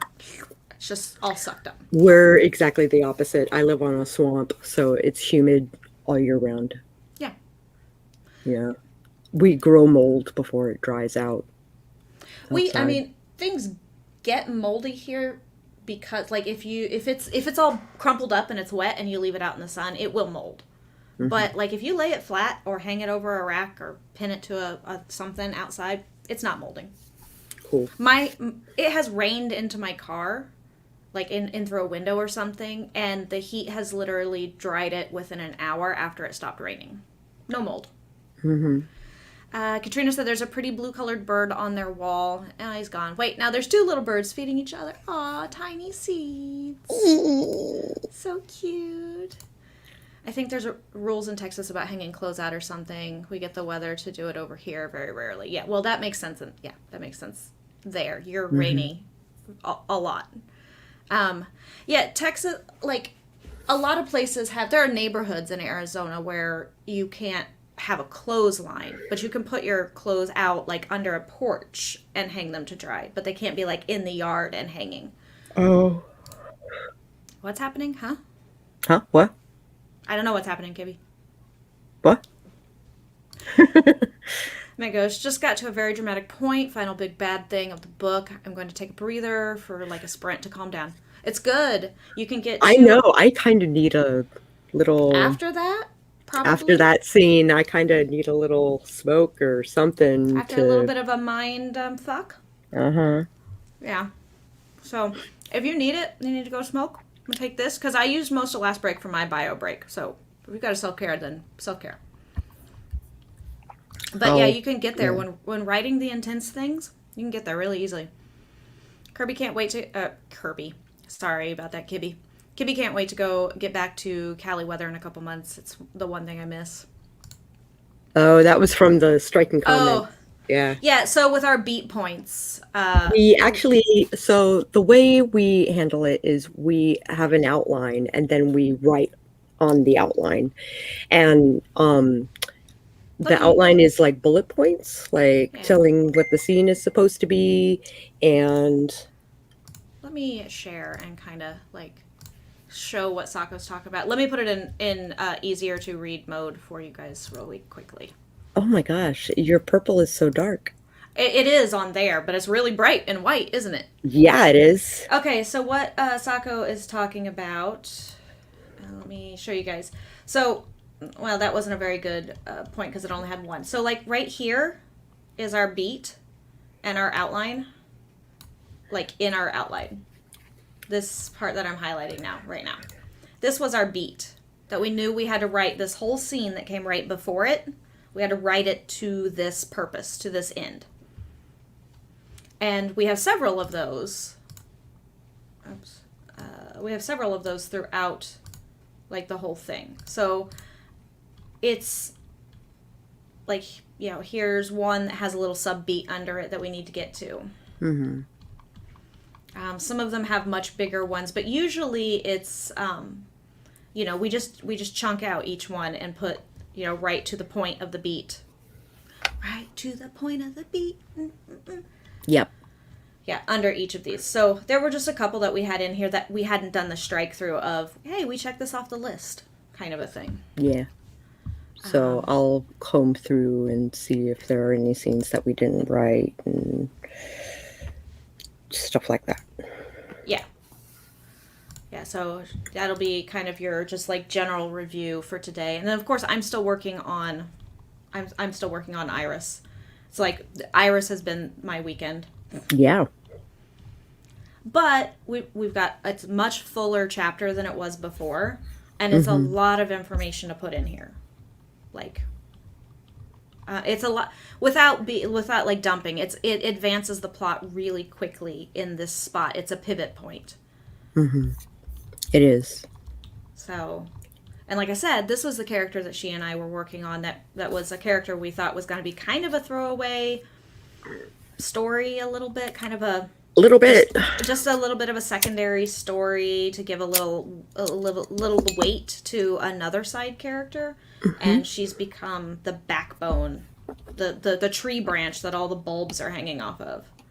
How many have we written so far today? Like 2,000? Yeah, we are at 2,170 words. 2,100. Yeah, that's not too bad. Just slightly below half. So I think we're good. Sako's going to comb through and see if we've missed anything that we need to address today while we're working heavy on it. And I'm going to keep going on the places that I know of. And then I know she and I both have to go back and check each other's work from this weekend a little bit and add to it if we think it needs to be added to, or check it for contradictions if we think it contradicts something. So we're going to have to do that too. But I'm feeling good about today. Kibby was saying I have the same thing going. I think yeah. I've had some writers that like they were blown away when I was showing when I show the document while I'm working on it. They were blown away that this is how we chose to outline and address it. Like they had a completely separate outline and like had it off to the side. I was like, why? This is just like right in front of you. Like we just make a copy of the outline and build on that. Yeah, and like then we re-outline after we're done with the draft to figure out what scenes we added and what scenes we took away and stuff like that. Yeah. So that's what I'll be doing. Oh, okay. So Kibby thinks the dark mode was easy to read. Yeah. I've had a few folks say that the dark mode was kind of difficult to read, that there wasn't enough contrast between the purple and the dark. So that's why I took it out of dark mode into the light mode.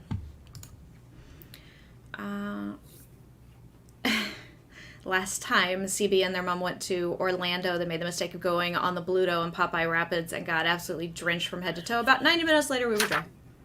I will wash my hair, and if I leave it down 30 minutes after I get out of the shower, even if I'm just inside my house, my hair is dry. If it might take an hour if it's winter, but yeah, it's dry. If I put it up and like my hair is dry now, except for where my victory rolls are and a little bit on my braids, and that's just because it's all bound together. Yeah. The couple of days for the trainers to dry. Yeah, sneakers never dry quickly. Yep. So 2170. Have to have all your notes in front of you as you go, or your imagination will throw off the storyline. I've thrown us monkey wrenches as I've been writing and went, ooh. Ooh, ooh, ooh. Like as we've been going through. I'm like, what if we? Which has thrown us a couple times, but also I think inherently though it's made the story stronger and richer. I think so too. Yeah, it's just been. It just means we have to add like a whole new like story arc. Yeah. You know, like. And just add another layer. And the best stories are multi-layered, even if they're simple stories with like very simple good versus evil, which is kind of what this one is about. Even if it's that simple of a premise, I think the best stories are multi-layered with multifaceted characters. Yes. CB's mom had their phone in their purse and was lucky they just bought 2 t-shirts and that they had ponchos, because it would have been a whole lot worse. Wasn't fun at all.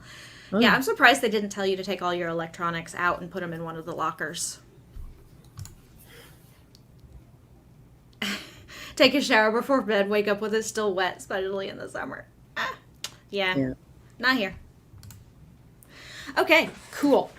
So, time for another sprint. Let Sako decompress a little bit from the trauma of the last scene and get to do all the bio thingies. And then I'm going to keep working on Justicia finally getting out of the foster house. And Iris being kind of hurt by it because she's leaving without her. Yeah. Why are you leaving without me, bro? Yeah, Gibby was saying a couple people have read one of their blurbs, told her that she has a vivid imagination. Mm-hmm. I think we all get told that.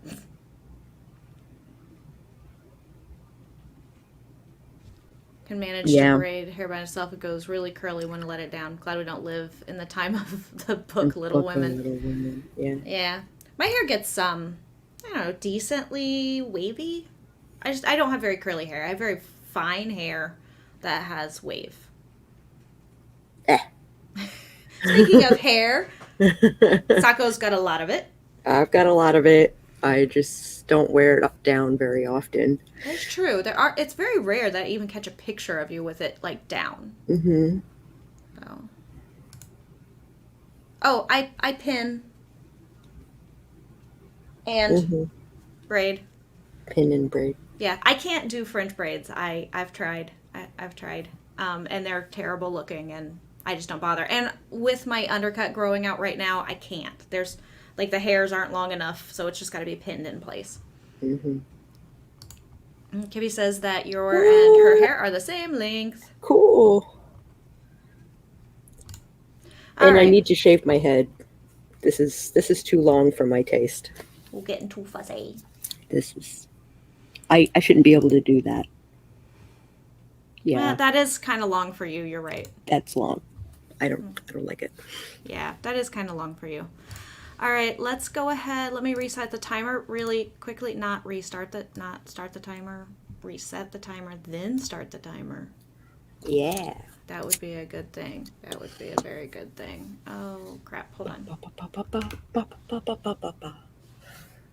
I did not Inception us first, which I need to do. I hate doing that, but there we go. I'll quickly make it the other one. All right, so next sprint in 3, 2, 1. Wait. Yeah, sprint.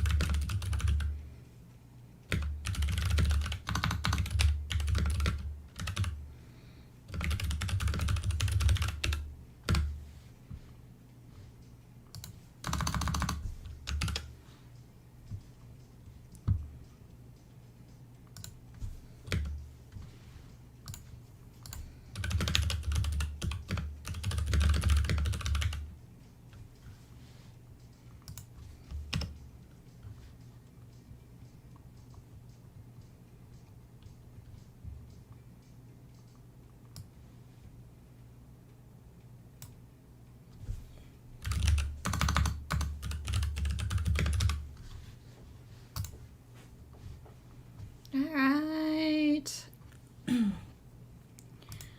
Well, hold on. There we go. Okay. How did everybody do?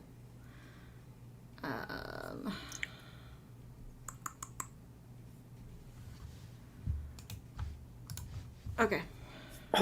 Now that I got like everything stopped and the ads stopped and all of that good stuff. Okay. So it was pretty good. I feel like I got a lot more words in that time, but I don't know that I did. But I feel like I did, you know? Yep. Because I kind of got on a good little roll. I'm kind of like, as I'm combing through, adding things to the series Bible, adding things to the outline. So, Yeah. Cool. All right. I like. Okay. We did exactly 700 words. nice. So, yeah. It felt really productive. So we are at 2870 right now. So we are over the halfway mark. We may, I don't know, the way that this feels that it's wrapping up, we may not need to reach 5K. We might not need to reach 5K. Yeah, we may not. But if we have to, then great. If we don't have to, then also great. But yeah, so that is pretty But cool. we should also have a celebration for the end. Oh, definitely. What do we want to do? One, I'm going to go get some chocolate. Ooh, If I it have happens. chocolate. We can have a chocolate party. Yeah, we can have a chocolate party. So we should get some chocolate. So if you have chocolate, get chocolate. Because if we hit the end tonight, today, whatever, and everything, then yes, we should definitely all like toast some chocolate. Well, now I want s'mores. Now that I said toasting chocolate. So Katrina was talking about CB got their hair cut a couple of weeks ago. That was our conversation before the chat, and Katrina was talking, or before the sprint, and Katrina was talking about having long hair previously and wished it would grow faster because they cut it for the summer heat and to get all the blonde out of it. Now it bugs them. So I was, letting them know that I kind of felt in the same boat. With your under... Yeah, with the undercut. I loved the long mohawk while I had it. It was cool. It was great. It just, the novelty of it wore off pretty quickly. But I can now say I had my mohawk that I've always wanted, and it's good. I just now have to wait for my hair to grow out. Yeah. Hey, precious cousins. Hi, precious cousins. Working on 3-book series. Cool. What genre? Ooh. What genre? CB got 147 words. Nice. Mint got 400-ish words, but it's a hard scene and it's okay. That's Doesn't okay. Matter. That's a high count for a hard scene. Yeah, that's. So Kibby got 744 because it's an outline. Having to stop and check notes. Yep. Because you had to start and stop. That's why you got 744. Uh-huh. Uh-huh. But I'm your cheerleader. Don't worry. I'm a fast typist. I'm not shabby at typing. I break the 100 words a minute count when I'm, on a roll, like when I'm on a roll, kind of a thing. And that's just crazy to me. I can't do, when it comes to writing, it's, I have to stop and think. I have to let the movie play. Because I have to hit pause so that I can type it and describe it and do everything, and then I have to let the movie play and I have to watch the scene a little bit, and then I have to pause and I have to go back, and then so I don't know. That's crazy to me. But some people not like that. They can just let it go and they can keep up with it. Katrina got 370 words. CB's quote: "The next day we went to Enchantment Alley to get all of my supplies for school." Yep. The one seemed to go by a little faster for me in general, and I'm eating chocolate as I'm typing this. She's pre-celebrating. Katrina's thinking about going back inside. It's now a little stuffy outside. Mitt wanted to finish their book this weekend, but think it's going to be more like this coming Wednesday. Well, that's reasonable. That's reasonable. Especially if you're writing all the hard stuff now. Yeah. And that you have an idea of you think you know when it's going to end is good. I mean, I can rarely call it that closely when I'm towards the end. I'm always like, it may or may not wrap up in the next week, depending on how well I I can try focus. to do the epilogue in a chapter. I I try to make it short. Kimmy's like, I'm sorry. Yeah, it's more than 60 words per minute. If you're getting 744 words in a 25-minute sprint, and that includes having to stop and think occasionally, I mean, and you're getting more words, you've been cranking out like crazy words, like over 1,000 in 20-minute sprints. So it's way over 60 words per minute. Rialta had to recheck and fix results, managed to get half of them. Gonna summarize them in the discussion. Cool. Kibby says when they think they're finished, 5 minutes later they're writing notes. Usually. So I think, Sako, you and I are going to be at the same place basically on our fourth draft, which is just going to be us combing through, making notes, making sure everything's covered. This is kind of what I'm thinking. Yeah. Okay. Cool. Yeah. Proofreading before we send it off to another proofreader to make sure that, like, double words and stuff like... I have a bad habit of doing double words. So I try to catch them as I do them. But, like, every once in a while they get through. Yeah. I have favorite words that I get Yes, stuck you have, on like, favorite phrases. Yeah, I get stuck on them, and then it's hard for me to. I have to go through and find them later. Mm-hmm. But yeah, I have favorite words and favorite phrases that become repetitious, throughout the piece, or just throughout a section until my ADHD brain goes, whoop, new word, shiny new word, shiny new phrase.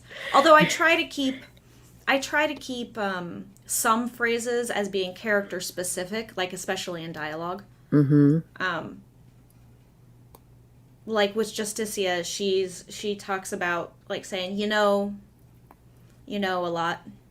Yeah. And that's because when she was talking, I patterned her off of some of my niece's friends when my niece was a teenage. Like I patterned her off of one specific friend's speech pattern, kind of. And she said, all the time. She started sentences with, that'd be cool. What would be fun today? And she'd start with, and she'd end with, Mm-hmm. Like the same sentence. And it would just be this big run-on sentence. And I was like, I kind of feel like Justicia kind of talks like that. Kind of talks like that, yeah. Yeah. And Mitt was saying that they've already added in 2 chapters, but things are finally in the home stretch. Yay. CB's highest was when they were actively typing in college, and their highest speed was 38 words per minute. Most people usually average around 40 words per minute. People who type frequently are usually around 60 words per minute, and people who type like data entry and do things like that are closer to like the 75 to 80 words per minute. Captionists, like people who do closed captioning and do like live captioning stuff, they are closer to 100 words a minute usually. Which is why you often get like screw ups when watching CNN or C-SPAN. Yeah, because even at 100 words a minute, like standard failure rate, like error and stuff like that. I got a leaf poking out from my little pothos that's behind. I got a pothos that's hanging down, trailing down from some shelves above my monitor. And I've draped it across the top of my monitors, but every so often one of the leaves will like spring forward in front of a camera, and it's funny. But yeah, so like the 15% is considered okay for like you had an error and you have to be able to backspace and correct it, kind of a thing. But it's hard to correct when you're live captioning things because it's just, and then people just pronounce things wrong, or just people hear things wrong. CB says, which for someone who has lousy hand-eye coordination is pretty darn remarkable. I have terrible hand-eye coordination, but I can type incredibly quickly. Part of that is my training as being a 911 operator. Part of it is being a novelist. The rest of it is just, I don't know, for some reason, I just type really quickly. Can you say put in your 40 hours? Mm-hmm. collection of small stories turned into a novel, turned into a book series. I haven't even finished the first book. There's just so much. Yeah, I know that. My first paranormal mystery book was just going to be a standalone. And then it turned into 2 books. And I was like, oh, okay, 2 books, no big deal. And then it blossomed into a series with spin-off characters and spin-off books in the series. And now we're thinking about this one spinning off. potentially Yeah, being in the world of and being a spin-off of. So it's kind of cool. it is.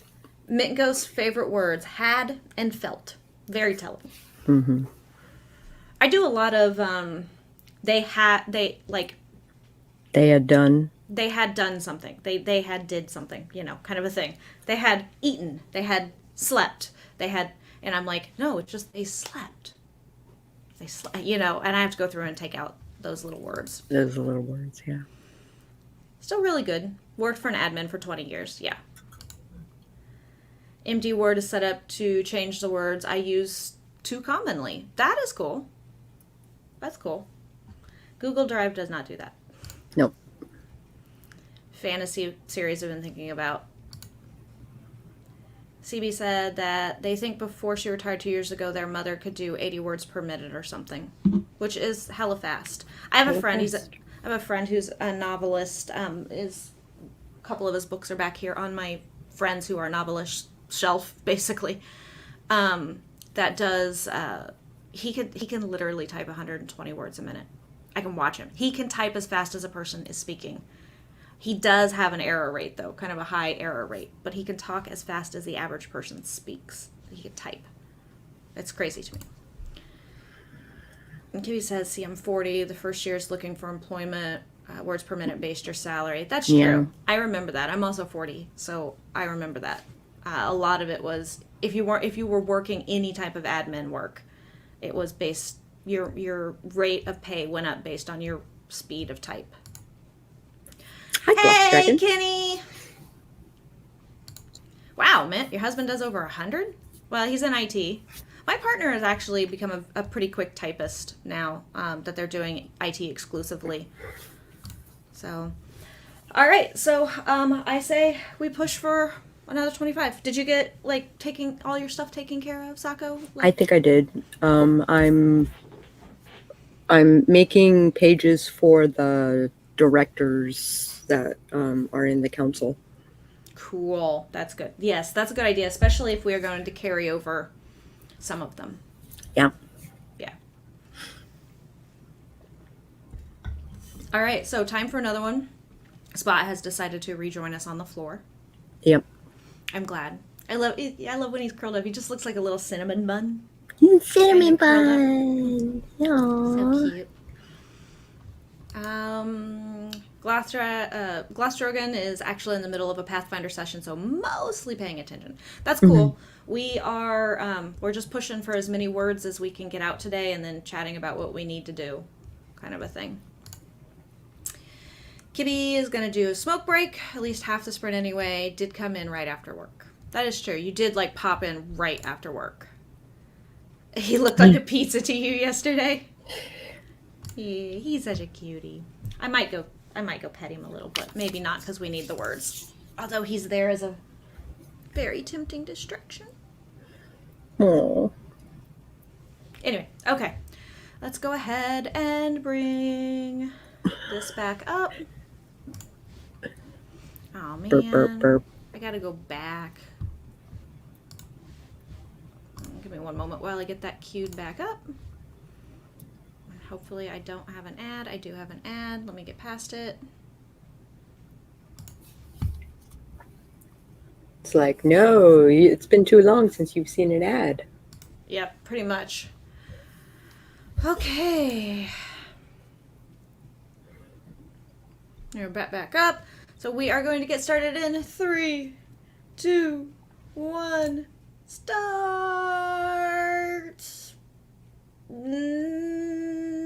Nowish.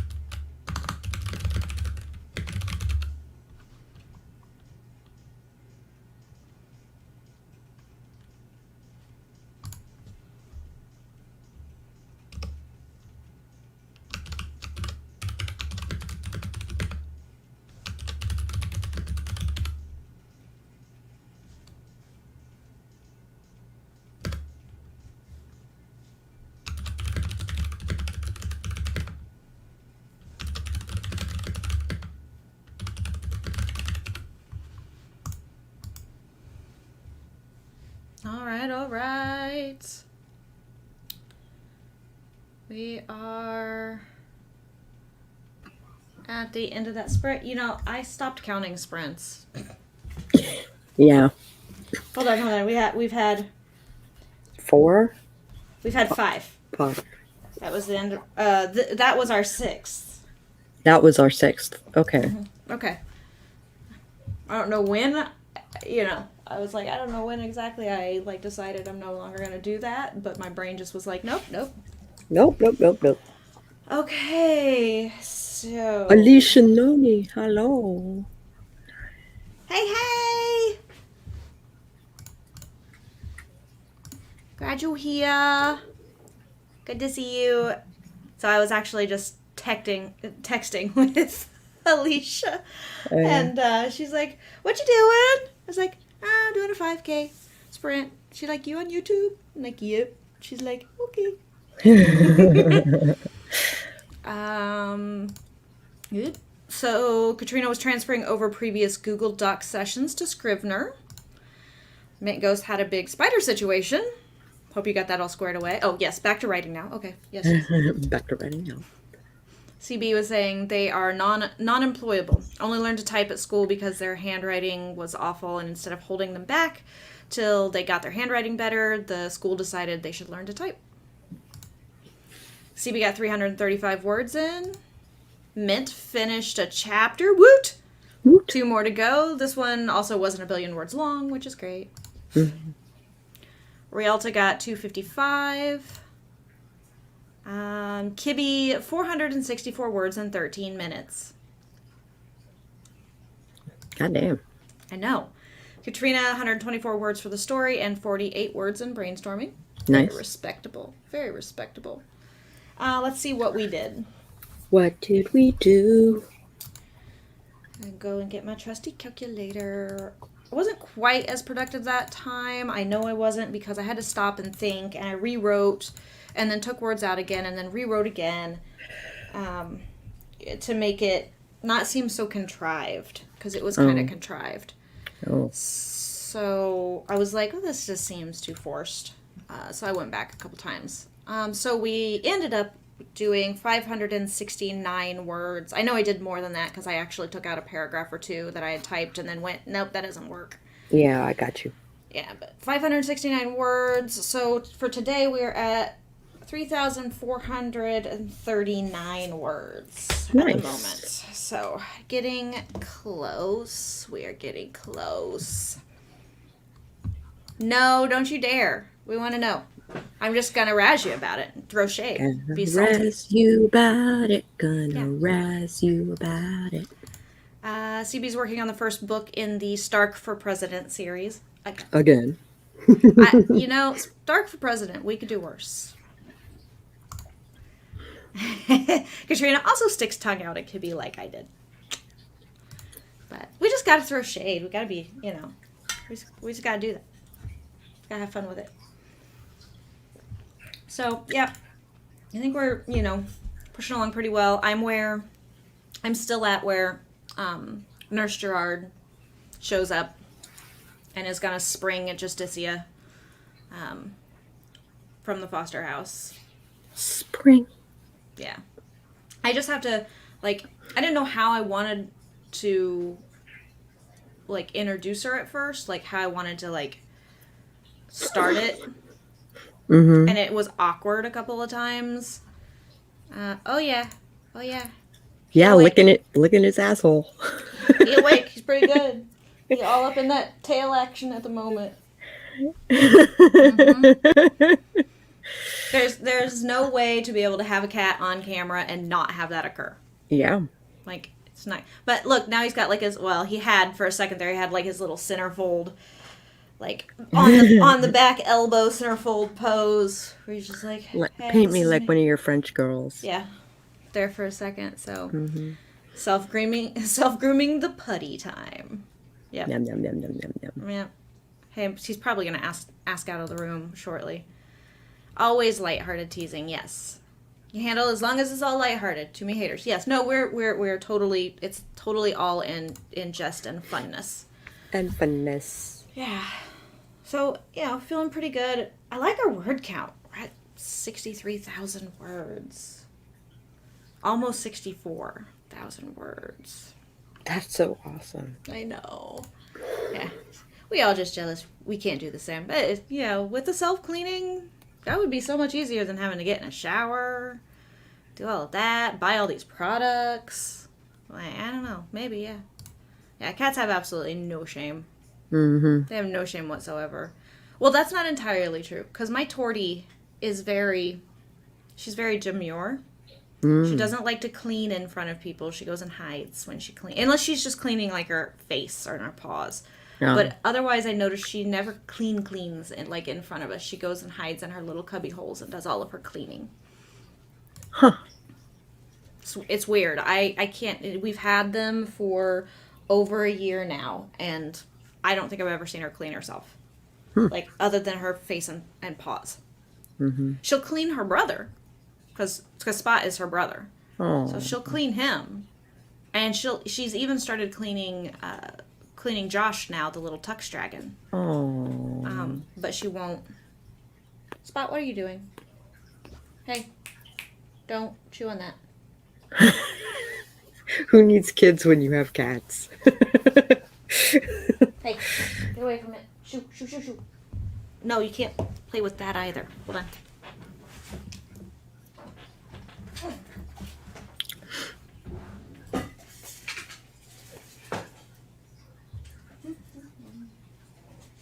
Alicia, yeah, that is a thing that sometimes we do.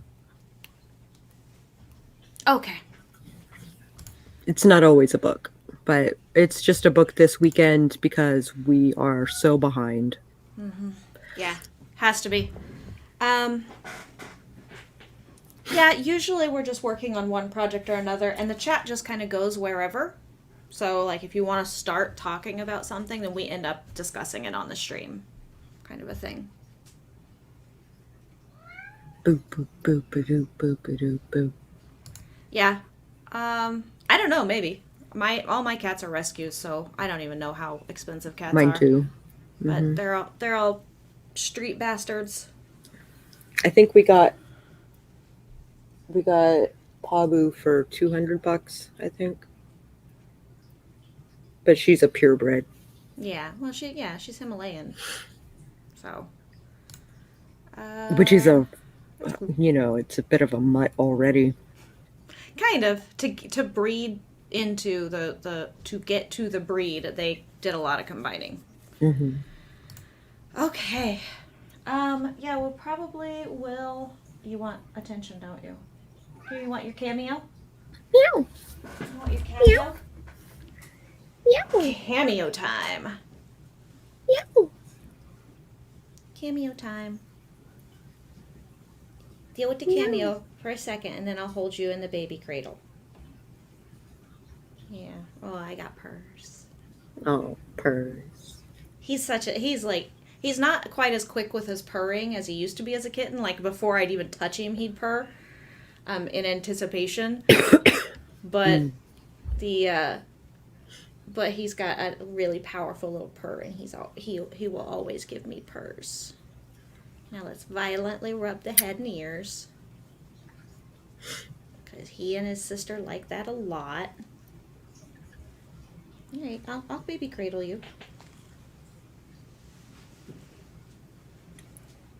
Okay, now we're chill.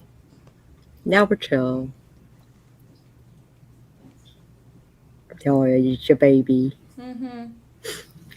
He likes this. His sister does not. His sister doesn't like to be held. Not really. Josh, the little Tux dragon, doesn't really like to be baby held, but he'll deal with it for a few seconds. Mm-hmm. But Gozer loves it. Gozer loves it. Yeah, Tortie females start at around $1,200, but Tortie males are super rare and super expensive. Like, you could pay $5, $6, $7 grand for a Tortie male. Holy crap! Mm-hmm. Because they're incredibly rare. I guess the tortoise shell gene is attached to a female. Like, yep. Oh, see, we can't have cats because of allergies. My niece can't come over very often because we always have, well, we have, four of our own now that we've decided to adopt the little Tux dragon. And then when we were fostering, we had like way more. At one point, we had 9 in the house. And she's like, I can't even come through your door and say hello. I was like, Oh, I know. Like, she would come as far as the porch, and we'd hang out on the porch or in the backyard. She wouldn't even come into the house. She wouldn't even bother. yeah. Katrina says they're serious. Their male cat is always playing with cords, cleaning himself in front of us, and scooting his butt along the floors and carpets. They don't really butt scooch. I never seen him do that. I But never see cats do it, but I've seen the end result oh, see, I don't. and We have had to hardwood clean it floors. up. We have Had to, mostly hardwood floors. Well, I take that back. No, we don't. Not anymore. We used to have all linoleum, and now mostly have carpeting, I guess. But yeah, so I've never seen any end result. Both of Katrina's cats are rescues. right on. Oh yeah, Spot's adorable. He's just adorable. Oh yeah, like you rescued from somebody who bought. Yeah, purr Yeah. baby. Fur babies are babies. So, about Spot and Domino, Alicia is actually who we got them from. Her household had adopted, like she and a couple other friends lived together, and they had found them in the park by their house in a box, I think. And Spot was not so chill when they found him. Like, he was all like, they called him Spit because he hissed at them so much and spit at them so much. But then I came along, changed his name to Spot so that I could have my Star Trek Next Generation data cat. Yeah, lots of love. Rialta is allergic to most pet dander, cats, rabbits, guinea pigs. Dogs are fine, though. Mm. Yeah, Sirius, like the clouds, is Longbird. Yeah. Is Paco your only long hair, or is your Void long hair too? My void is a short hair. Short hair. That's right. Okay. Hmm. Yeah. He is a short hair void. Gozer's my only long hair. He's my only long hair. And he's not really long hair. He's more medium kind of fur. He doesn't have like the big puff. He's not the big fluff. He's real Oh, sleek and fluffy. Cirrus, like the clouds. Yeah. Yeah. Yeah, which is cool. That's a cool name. Hmm. Gozer got his name because he destroys things. Or he did as a kitten. Now he's just like, whatever, and he's a grouchy old man. All right, we should timer again and do another sprint. Yeah. Kibby says, never knew it was a real thing till then. Yeah. My mom's friend was killed by a DG3 before adopted, but the Meg went kind of, aw. Both cats are long furred, technically. Yeah. Babysitter had a tortie when they were a kid, and she was really sweet. Apart from that one time she nipped me, I deserved it because I woke her up and I wouldn't let her sit on my lap. I'd nip you too. I'd nip you too. Wake me up. Don't let me get comfortable afterwards. Yeah, I might nip too. Torties are usually very mild tempered, but they have But their personalities big are so personalities. huge. Yeah, they're usually usually like really sweet and affectionate when they feel like being sweet and affectionate. They're not like I've never heard of anyone saying their tortie was like a terror or Or standoffish. or anything. standoffish. Now, Yeah. Domino is skittish, but once she knows you, then she is like all up in your business and wants to come and say hi to you as long as you will scratch her head violently. And she's thrilled. Alicia was saying, Sterling, my recent adoptee, has short hair, and I thought there'd be less pet hair everywhere. No. Kibby's tortie was a prude. Well, mine's kind of a prude, but she's still affectionate. She just is prudish about like people seeing her do things. Like she doesn't like to be watched when she's drinking, and she doesn't like to be watched when she's eating, and she definitely does not like it if anybody sees her in the litter box. Oh. Like she'll freeze and just stare at you until Until you leave. you look away. So you look away, and then she does her business. So she's prudish in that regard, not with affection. All right, so let's get another 25-minute timer up. All right. And remember to share it. There we go. And let's go ahead and get started in 3, 2, 1, now. I wish this one had a thing. You are now.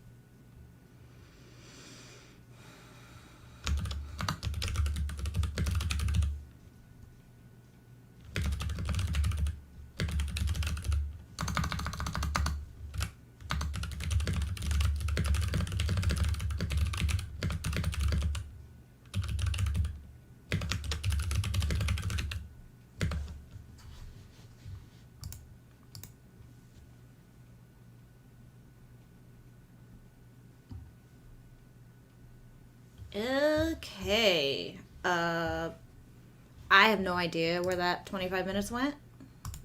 Like, it was super fast for me. So, I don't know. Like, it was just one of those, like, Spot demanded some pets, and then to be let out, and then by the time I got working, and then it was just like, okay, and we're done. Okay, so that was our 7th sprint of the day. Where are we at? Let's see where we're at on words. So how did everybody else do? I am combing through. I made it down to the 2nd ICE attack. Okay. All right, so it looks like 530 words. So that puts us at 3,969. Nice. Okay. Getting there. Not unhappy with that at all. All right. So we had Shanice popped in. Nope, definitely not too late. Not too late at all. Not too late. Nope. Which was good because they needed to get some words in. Yeah. Kibby had to pop out for just a bit. She got 397 in before she popped out and then had to do the normal life things. Yeah, I gotcha. Normal life things happen. Katrina, 179. CB, 1,957 words, but does freely admit that some of it was copy-pasted. That's okay. That's okay. Doesn't matter. Still progress. Some of the words we did yesterday were in our second draft and had been sitting there because we didn't know where to use them, and then we ended up just And copy we and pasting. knew that a lot of it had to be rewritten. Yeah. So, where's the word count thing on Docs? Let me show you real quick. Hold on real quick. It's, okay, so if you're in Google Docs, go up to the top where it says Tools, and click on Tools. Yeah. And then it's like the second one, I think, where it says word count. You can also, to get your word count in Google Docs and you want to use hot buttons or hotkeys to do it, you can also hit the little Windows button, Shift, and C, and it'll bring you up word count. So Windows button, Shift, and C, or go up to Tools. Shanice got 292. That's good, though. You popped in. Like, you popped in kind of towards the middle and towards the end, so that's still pretty good. Is it control or is it command? Oh, control. Sorry, it's control. On it's control on a PC, right? No, it's not. It's not control at all. It's the Windows button, the little Windows button, the one which is command. I'm pretty sure. It's got that little squiggly. It's the box with the little circles at the four corners. Yeah. Little squiggly. Yeah, that one. Command. Yeah. Command. Yeah, and then Shift, and then C. Yeah. Okay. Cool. So Rialta keeps rewriting a paragraph. Yeah, that's kind of what I did not this past sprint, but the one before. The one before it, yeah. Because it wasn't flowing right, and that's just a pain in the ass, you know. Yeah, I work on Macs, so that's it confuses people, and I confuse people, but yeah.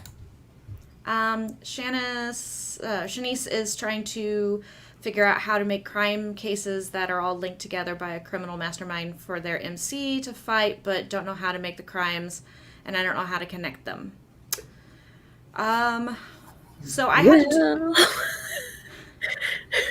had to do that in my paranormal mystery series in both of them. Because there was, in the first book, both books there are serial killers. And this particular book, in the first book, it was one person who was killing all these kids. So the crime, what was linked was the fact that children were the target. Like, they were the victims every time. So that was what was linked, and then there were some other things that were linked that I'm not going to say because they give away spoilers in the book. But in order to write crime well, you either need to, to write crime well, you need to read a lot of crime fiction, or you need to watch a lot of true crime documentaries, or listen to a podcast or something. or listen to a podcast about them, because there's a lot of it can be done really hokey, or it can be done really well. Yeah. So. But connecting them is just finding a common element. Like with mine, it was a serial killer in both cases. The second one was that there seemed to be no connection, kind of a thing, except for 3 people admitted and confessed to the crime. And it couldn't be all 3 of them. Right? Or maybe it could have been, but it couldn't have been because there was video evidence that proved it was not all of them. Got you. So, yeah. So... Oh, oops, skipped. Okay, hold on. Something skipped around. Here we go. Kibby's back. 2 your twin nephews came over and brought pizza and wanted me to eat with them. That's a life thing worth doing. Okay, 511, cool, but bad grammar, etc. That can be fixed in editing. Editing is for later, writing is for now. CB switched to Apple in 2014. Haven't touched a Windows device since 2018. I switched to Mac probably about the same time, 2000. Actually, I probably did it about the same time. Yeah, 2014, 2015, because I got a MacBook and friggin' loved it. The only Windows stuff that I touch is because work requires Windows. But I advocate all the time for we should get Macs. Mm-hmm. Yep, best decision ever made. Yes, watching shows like Murder, She Wrote can help for fictionalization of crimes. Actually, that was what Murder, She Wrote is what got my basis in being able to write crime as a kid, because I grew up watching Murder, She Wrote, and then when I started tinkering with it in my late teens, early 20s, it was all based almost entirely off of Murder, She Wrote stuff, and then I started reading and watching more crime procedural, police procedural stuff, and more true crime documentaries and stuff like that. Yeah. True crime, Law and Order. Not so much Law and Order, but true crime definitely. Although Law and Order will at least give you the courtroom stuff. Shanice loves true crime, but it's crime set in a dystopian world, and all the crimes are to bring down the government. Okay, so Fight Club style. Okay, yeah, that might be a little hard to get around. Maybe got to think about writing your criminal mastermind. What do they want? What are they willing to do? What are they not willing to do? Plan it from their perspective. That's really good advice. Kind of like the rebellion in Star Wars, but add crimes to how they achieve the rebellion. I mean, essentially, they were criminals. Yes, Murder, She Wrote has a very specific format. There's a clue at the beginning, but not always given to us on scene. And that is one of my biggest gripes with Murder, She Wrote, because in all mysteries, the clues have to be there. Yeah. Or else it's not considered a mystery, it's a tease. It's a true crime, and it's a tease. So, yeah. Can be dealt with both. PC for work, Mac for personal. Yeah, I've got my MacBook. I've got my Mac Mini. I have had an iPad for the longest time until I decided to get rid of it so I could get a new one. Then I just haven't gotten a new one yet. I got the new one, and it's wonderful, and I love it. Oh, I want one. It was definitely a pretty penny, but it's more than paid for itself. Yeah, they are pretty penny. They really are pretty penny. I just haven't gotten around to dropping the change for it. Mm-hmm. So, Shanice says, there's a problem. Her villain is willing to do anything, including sacrifice the MC, who is the key. Most villains are not quite that evil. They usually at least have a code and something they're just not willing to do. Yeah. Kiwi says, my mom and I bonded over Murder, She Wrote. Aww. I watched Murder, She Wrote a lot and got introduced to like that and Golden Girls and like Designing Women and shows like that because, well, one, I grew up during the 80s and 90s. And also, my mother was a geriatric nurse. She did in-home care for geriatric patients after they had strokes and things like that. Sure. So after school, I spent a lot of time at their houses to make sure that my homework got done and that I ate and stuff like that. So I would watch what they watched. So I watched a lot of daytime soaps, and also watched a lot of daytime soaps, and also watched a lot of Wheel of Fortune and Jeopardy, and Price is Right. Yeah. And then also watched a lot of Murder, She Wrote, Golden Girls, Designing Women, all of those shows. CB has a 7-year-old MacBook and a 9-month-old MacBook Air. Yeah. I think my MacBook is actually fairly old. We got it secondhand even. This guy is a 2015, I think, Yeah. that I'm on right now. Yeah, I think mine is a 2016 or 17. Can't remember. Let me see. Okay. Yeah, more advice for Shanice. What does she want? What's standing in her way? What resources does she have? All good things to go through. All good things to go through. CB's grandmother and she bonded over Murder, She Wrote, and they have the box set. Got it a few years ago. Aw. Yeah, I want the box set. I don't have it. I want to get it eventually. Katrina's going to go watch a movie and relax for a little bit. Wrote 1,048 words of their 1,000 word goal for today. Nice. Nice. Above and beyond. And they plan on writing a little bit later. Cool. CB also has an iPad, an iPod, and an iPhone too. Do not have an iPod. I do not have an iPhone. It is the one Apple product I do not like. They're boxy, they're clunky, they're tiny, and I don't like them. I like my Droid. They're huge. The new ones, like, I got the tiny one because I have small hands. I have small hands, and they're even still too tiny for me. Like, I don't know. I just don't. That's the one thing I don't care for. It's just the one thing I don't care for. I like my phone's not huge, or by any means. It's decent sized, but I like it. I like my droids. Right on. So Shanice was saying that her villain wants to take down the system and become the new system. Resources, there's a whole hidden community of people who are aiding her with money, tech, weapons, etc. So like a resistance, but a well-funded one apparently. That's an interesting... Usually the resistances are never well-funded. It's an interesting take.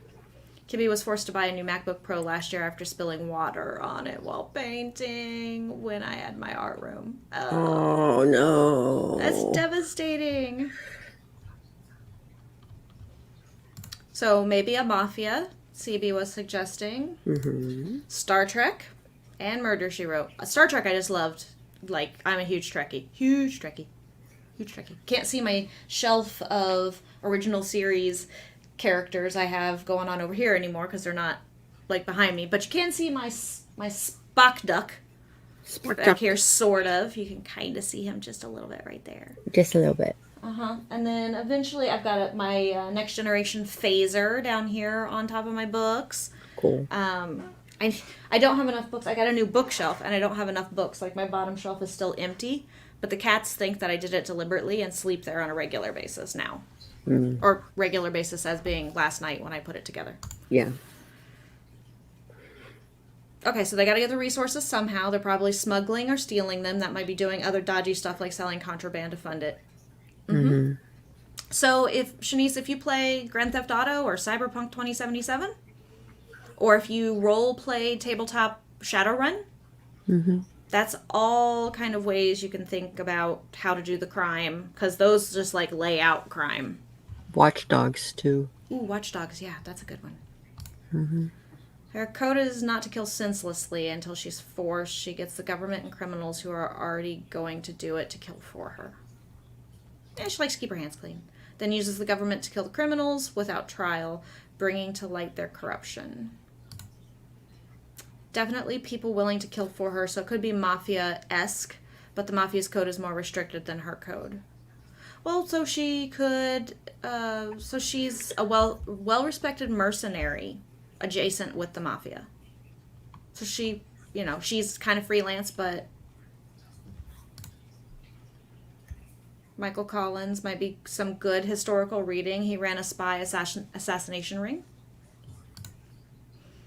Older Mac book called Jarvis is a 2013, repaired twice, and my new one is called Friday. Beautiful. This is Coriander. Yeah. This one, Mac is, I call it semi for like a Mac truck, semi truck. Mm-hmm. Adorbs. Yeah. Oh wait, exactly. Michael Collins is a brilliant example, and that movie. It was a good movie. It was a really good movie. Never heard of them. Definitely know that there's a spy situation that does happen at some point. It's a good movie to check out. Major figure in the Irish War of Independence. Definitely see if you can find the movie Michael Collins. Totally worth watching. I don't do any of those things. I watch anime. Oh. Cowboy Bebop. Watch Cowboy Bebop if you want to know crime. That's a good one. That's one I recommend for anime style. Dark Knight trilogy. Yeah, sorta. Yeah, you get a little more into the criminal part of it and the crimes part of it. I'm just not very big on that particular series, minus Heath Ledger as the Joker, and I also liked Oldman as Commissioner Gordon Mm-hmm. Very well respected. She comes from a wealthy background, but nobody knows it. Well, that's also where she could be getting some of her money and resources.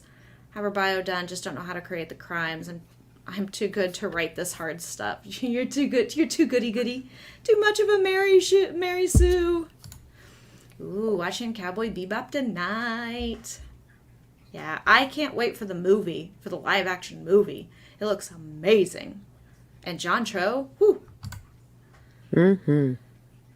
Also think about what she might do to people who betray the movement. This is very often ugly, this sort of scenario. That is true. Especially if she's really trying to bring down people, but definitely. Cool. All right, so we're not at our goal for the day. So that means we must continue on. We must continue on. All right, which is good because I have a lot more to do on this particular scene. So, how are we looking on what you've been able to skim through so far, Sako? Like I said, I'm at the ICE number Dos? 1. Oh, uno. Uno raid? No, number 2. Okay. Yeah. Cool.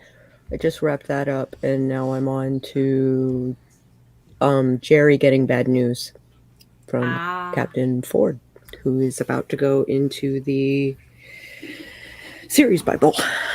Cool. All right. So, sounds like you're chugging along pretty well, so it sounds like things are kind of in place and working. Working for, as, I'm kind of like skimming through it, but,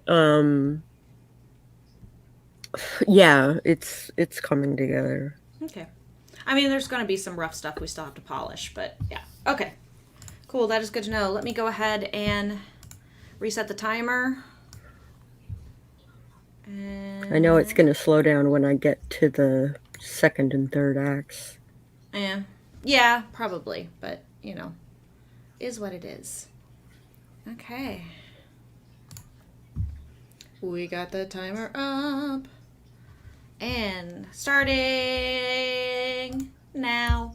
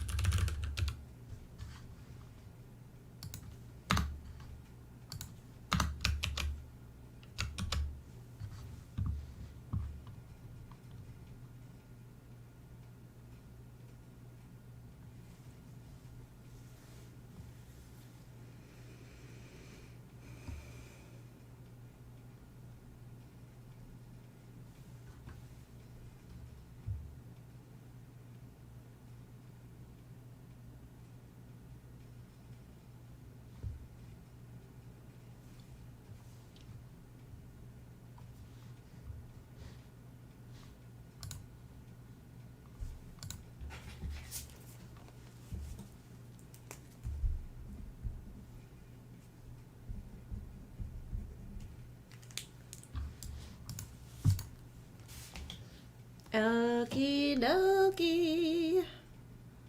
That was our 8th sprint.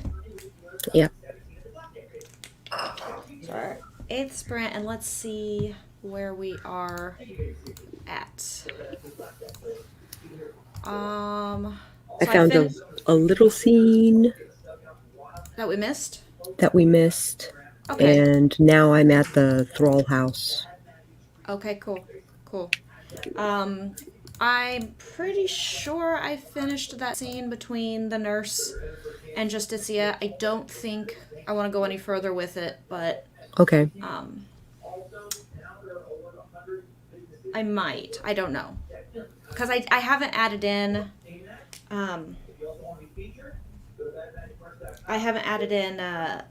Iris at the end of it being hurt by Justicia leaving without her. I ended it with like the nurse saying, "Okay, let me see what I can do about getting you out of here." Mm-hmm. I'm not sure how to add.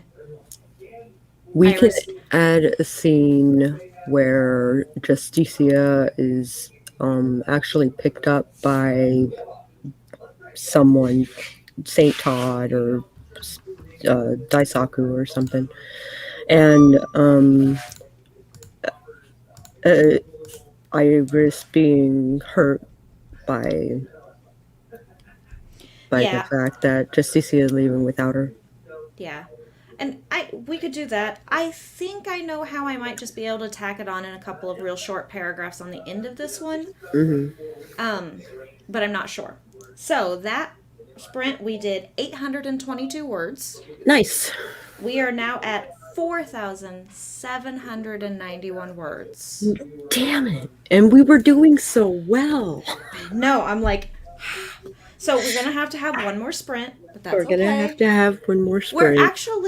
We're actually pretty close to where we wrapped up yesterday. Exactly. We wrapped up, and it's just a little after 4:20. Yeah. So that's not bad. So the sooner we get back to a sprint, the better. Exactly.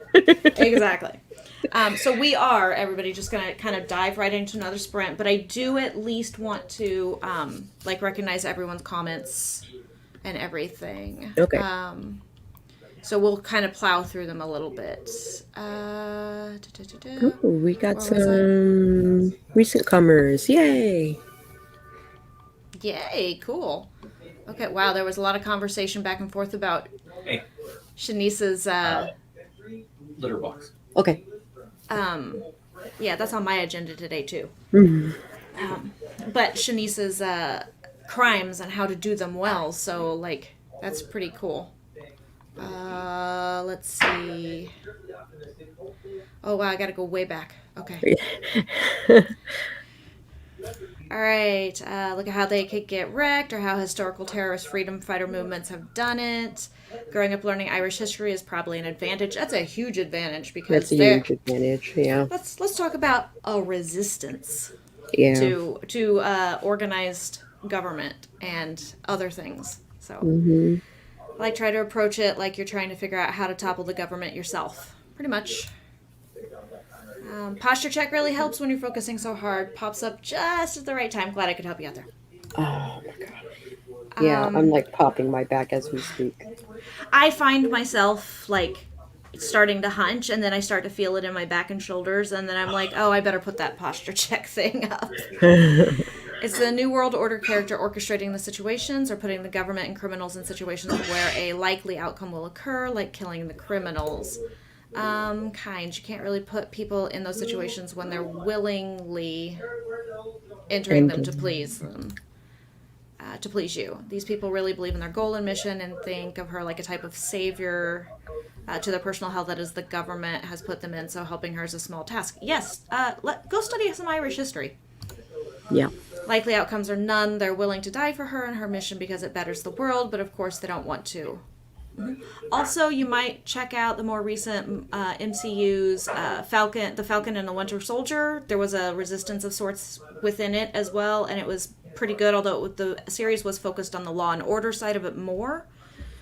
You still got insights into the criminal behavior, and some of it just being small criminal behavior as far as like harboring and offering assistance as they can to fugitives and stuff like that.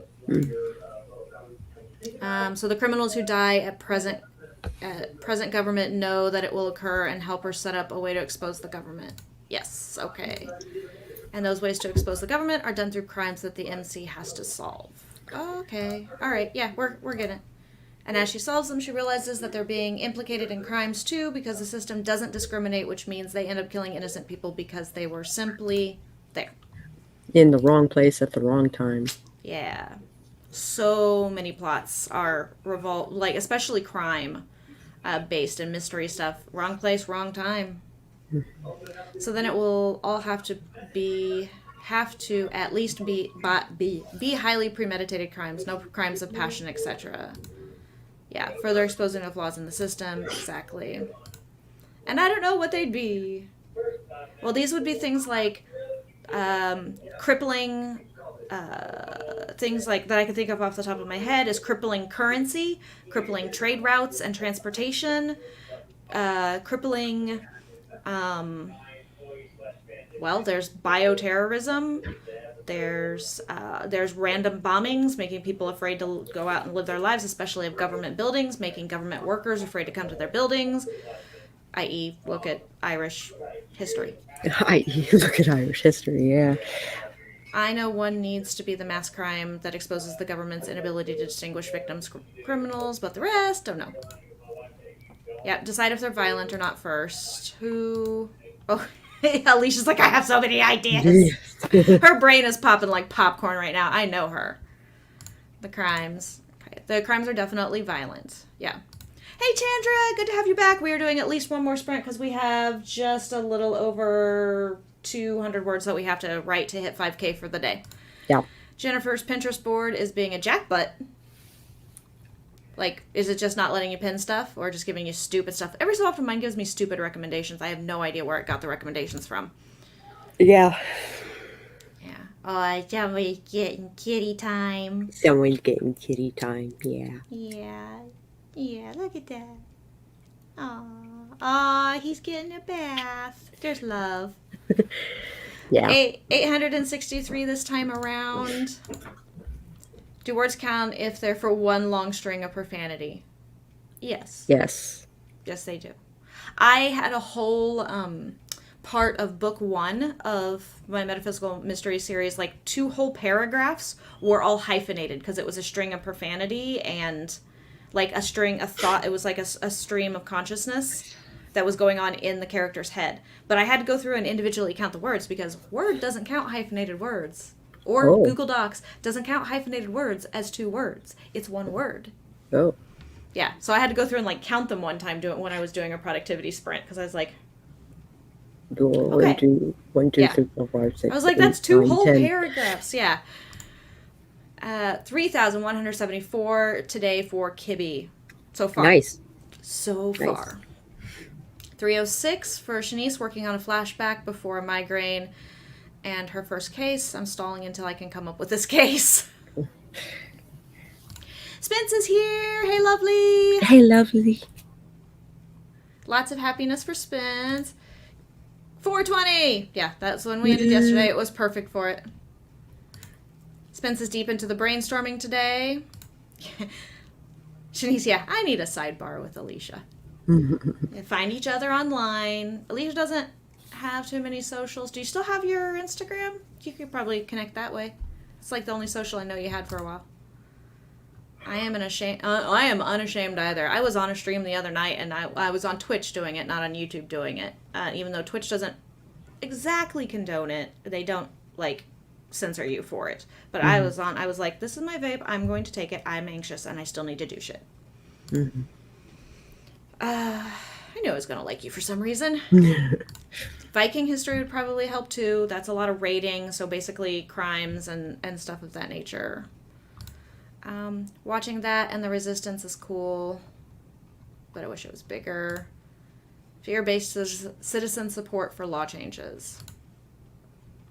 Yeah, for that kind, we're all going to die to inspire a full-on revolution. The specific Irish history I'd look at is the 1916 uprising. Very good one.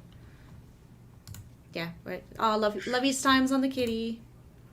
Keeps deleting one of your pins. I'm trying to pin the same thing on 2 different boards, and it doesn't like that apparently. Oh, it doesn't like that. Yeah. They started not letting you do that, which sucks sometimes because sometimes you need to pin it to 2 boards because like you need to pin it to like something like to a mood board or Yeah. something. Yeah, you need to pin it to a mood board, but you also want to keep it on your regular board, like. So yeah. Population of Dublin were not on board with taking over government buildings when that wasn't likely to end the occupation, but the British response radicalized a lot of people. Dropped it, Insta, Sista. Can't drop links in my chat. Is the problem. You're not a mod. No, so, you can send it to me and I'll send. Find me on Insta. My link is below and I will connect the 2 of you. That works. Stoners Unite! I don't have an Insta. I'm going to make one when I'm done with this thesis. Kibby's a psychic, writer, and painter. Work from home life, so it keeps me sane. Ah, you're on Twitter. Okay. Twitter. Find me on Twitter and I'll link you to her Twitter.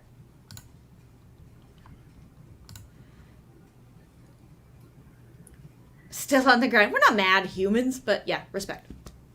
It's okay. Sometimes you just gotta go and charge stuff. There we go. There we go. Twitters. You can drop ats. As long as you're not dropping the link, it's good. Well, that is true. That is true. My links are below. I am safe zone. I will do courier if need to. So, yeah. You're right, Kibby. I shouldn't have even, brought that one up on the screen.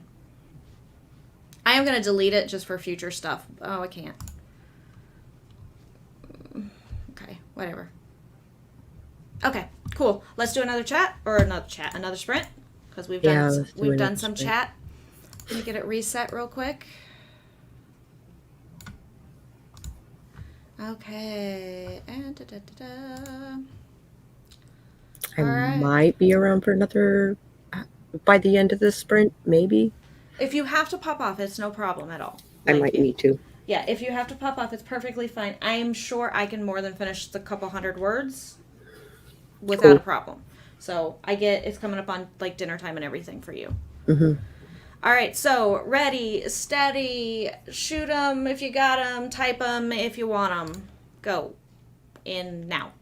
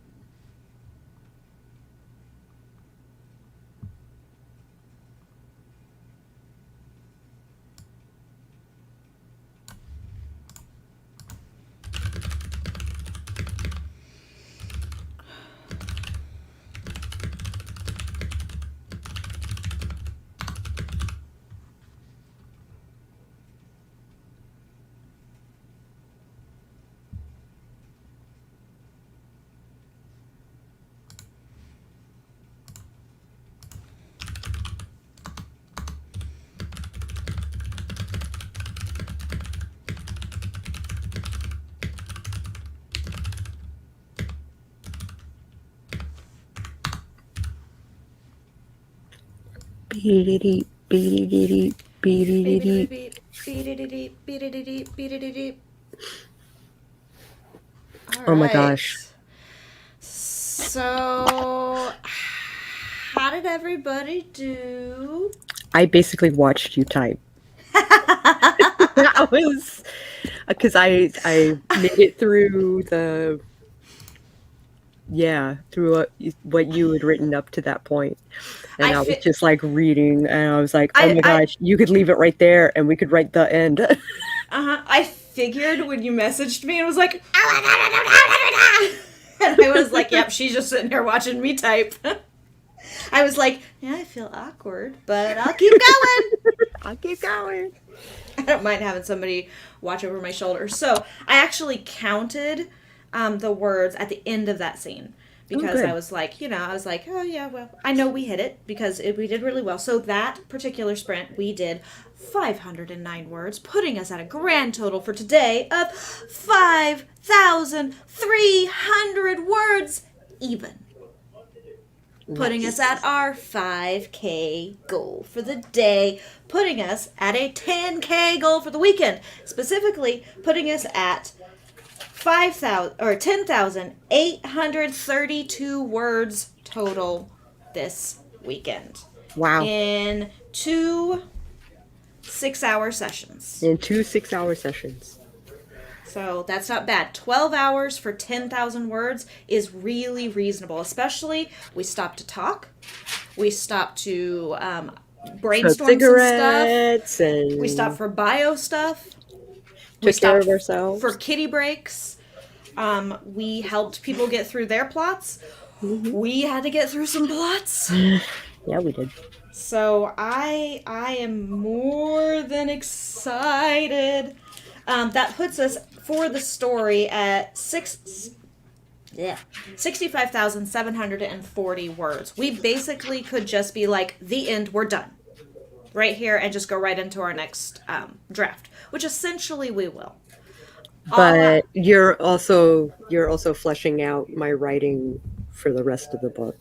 Just in places. Like, I know you're going to go back through and look at my writing, and I go back through and look at your writing, and then we tinker a little bit. So I'm not going to, like, count that, because sometimes it means we have to, like, take stuff out in order to make the tinkering work. Mm-hmm. But, yes. So, super excited. Looks like some hookups going on in the chat, which is great as far as people like being able to help each other out. Alicia had to bop off because she had to go walk the poop master. Poop master. She has an adorable new rescue pitty. His name is Sterling, and he's got sad boy eyes, and he looks like a little tank. Oh, A little cuddly tank. He's so cute. He's gray and white. He's adorable. Awesome. Kimmy finally finished their notes revision sheet. 1 week, 15,500 words later, they're starting on first book. Awesome. It's just cool. And he's like, okay, I've done what I can. I'm out, bitches. Pretty much that's what we did too. Yeah. That's what we're doing now too. We're out, bitches. We did what we could. Chandra finished Shadow and Bone, updated their calendar, and responded to some socials. Very nice. We're getting some accolades. Yay! Accolades! And Spence fireworks. has... We do need fireworks. Oh, I gotta get my chocolate. I didn't go get chocolate during the break. I should have. During the sprint. Spence says they've almost cracked the premise for their nano novel this year. So close. So yeah, basically tomorrow, if we decide to stream it all tomorrow for any reason, it's gonna be like... It's all for fun. It's gravy. It's gravy at that point. Yeah, it's all gravy at this point if we decide to go ahead and work on this tomorrow and stream, which is so cool. I'm so excited. Okay. I feel like I can like relax a little bit now because we had all of those big sections taken care of. But I'm going to get my chocolate. 1 second. Get your chocolate. Well, have fun for a second. I'm getting my chocolate.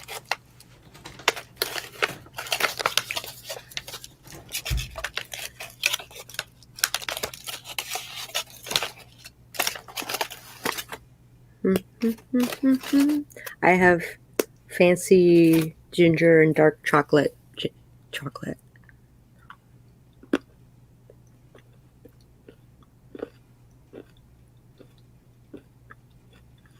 Almost cracked the premise for a nano novel this year. That's Awesome Spence. Chandra's off tomorrow, so another stream would be amazing. Right on. Okay, so I have my Lindt dark chocolate and intense orange. Mm. That was my celebration. So Chandra is off tomorrow, so another stream will be amazing. Yeah, I'm off tomorrow, which is nice. I might kind of thinking about doing a massive stream. Don't know. It might be here. It might be on Twitch. I am not sure. So I feel like I kind of ignored Twitch. Like this week? This weekend, mostly. I ignore everything on the weekends usually. I'm usually not on at all unless it's something special. I got Rialta, Rialta has caramel. Caramel. Yeah. Milk chocolate with caramel. Spence has the characters and a couple of scenes, but not anything else. That's okay. You're in brainstorming mode. And Rialta is eating it in our honor. Thank you. I'm so excited. Now I gotta figure out what I'm gonna have for dinner, though. I actually gotta think about it. I sent you fireworks. You sent me fireworks? Where? Oops. Aww. Let's show some fireworks. And I'm about to leave for dinner. Okay, let me show the fireworks. I gotta get past the stupid ad. Oh, stupid ad.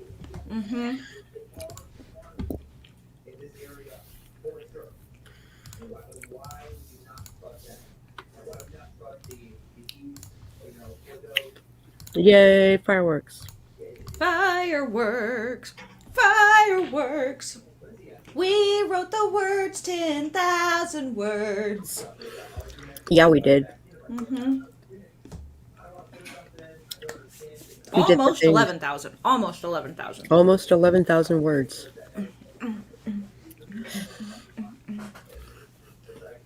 Okay. That's going to be clipped later for a TikTok. Okay. Awesomeness. Hey, I'm coming. Okay. I'm So, coming. go, do your thing. We want to Alright. say I love thank you to you guys. everybody who hung out. Bye, Sako. Check out Sako's links down below. Thank you, everybody, for hanging out with me today. I really appreciate it. And hanging out with us this weekend on both of our channels. I had a good time, despite the fact that it was, like, nerve-wracking and how am I going to write the words that I need to write in the amount of time that I need to write them in. One of those things. We all know how that is. But I had so much fun. I do appreciate it. Chandra also wrote a short horror that they forgot about. I forget about stories all the time or ideas all the time. Ah, you had us on mute, Kivy. That's okay. We were eating our celebratory chocolate because for the weekend we hit 10,832 words.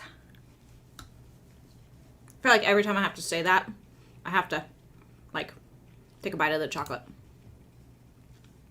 Yay! Yes, we are the champions, my friends. And we'll keep on riding till the end. I'm sure this is not my usual AuthorTube karaoke hour, so that's what you are all dying to hear. So I'm super excited. I'm probably going to tinker with this a little bit more tonight. I may or may not be doing a stream tomorrow. I am not sure. So if you have not yet gotten weird with my notification button down below, haven't hit my subscription or my thumbs up, I would really appreciate it. But definitely the subscription and notification button so that YouTube can tell you when I'm going live. As far as Twitch, if you are on Twitch, I might go live there. You never know. So, come and hang out with me tomorrow if I decide to get on, but it's going to be a random thing if I do. Otherwise, I will see you all on Friday morning here on YouTube, on Tuesday morning and Thursday morning on Twitch. 7:30 a.m. Mountain Standard Time. That is 10:30 a.m. Eastern Time. See you then. Thanks for hanging out. Bye, weirdos.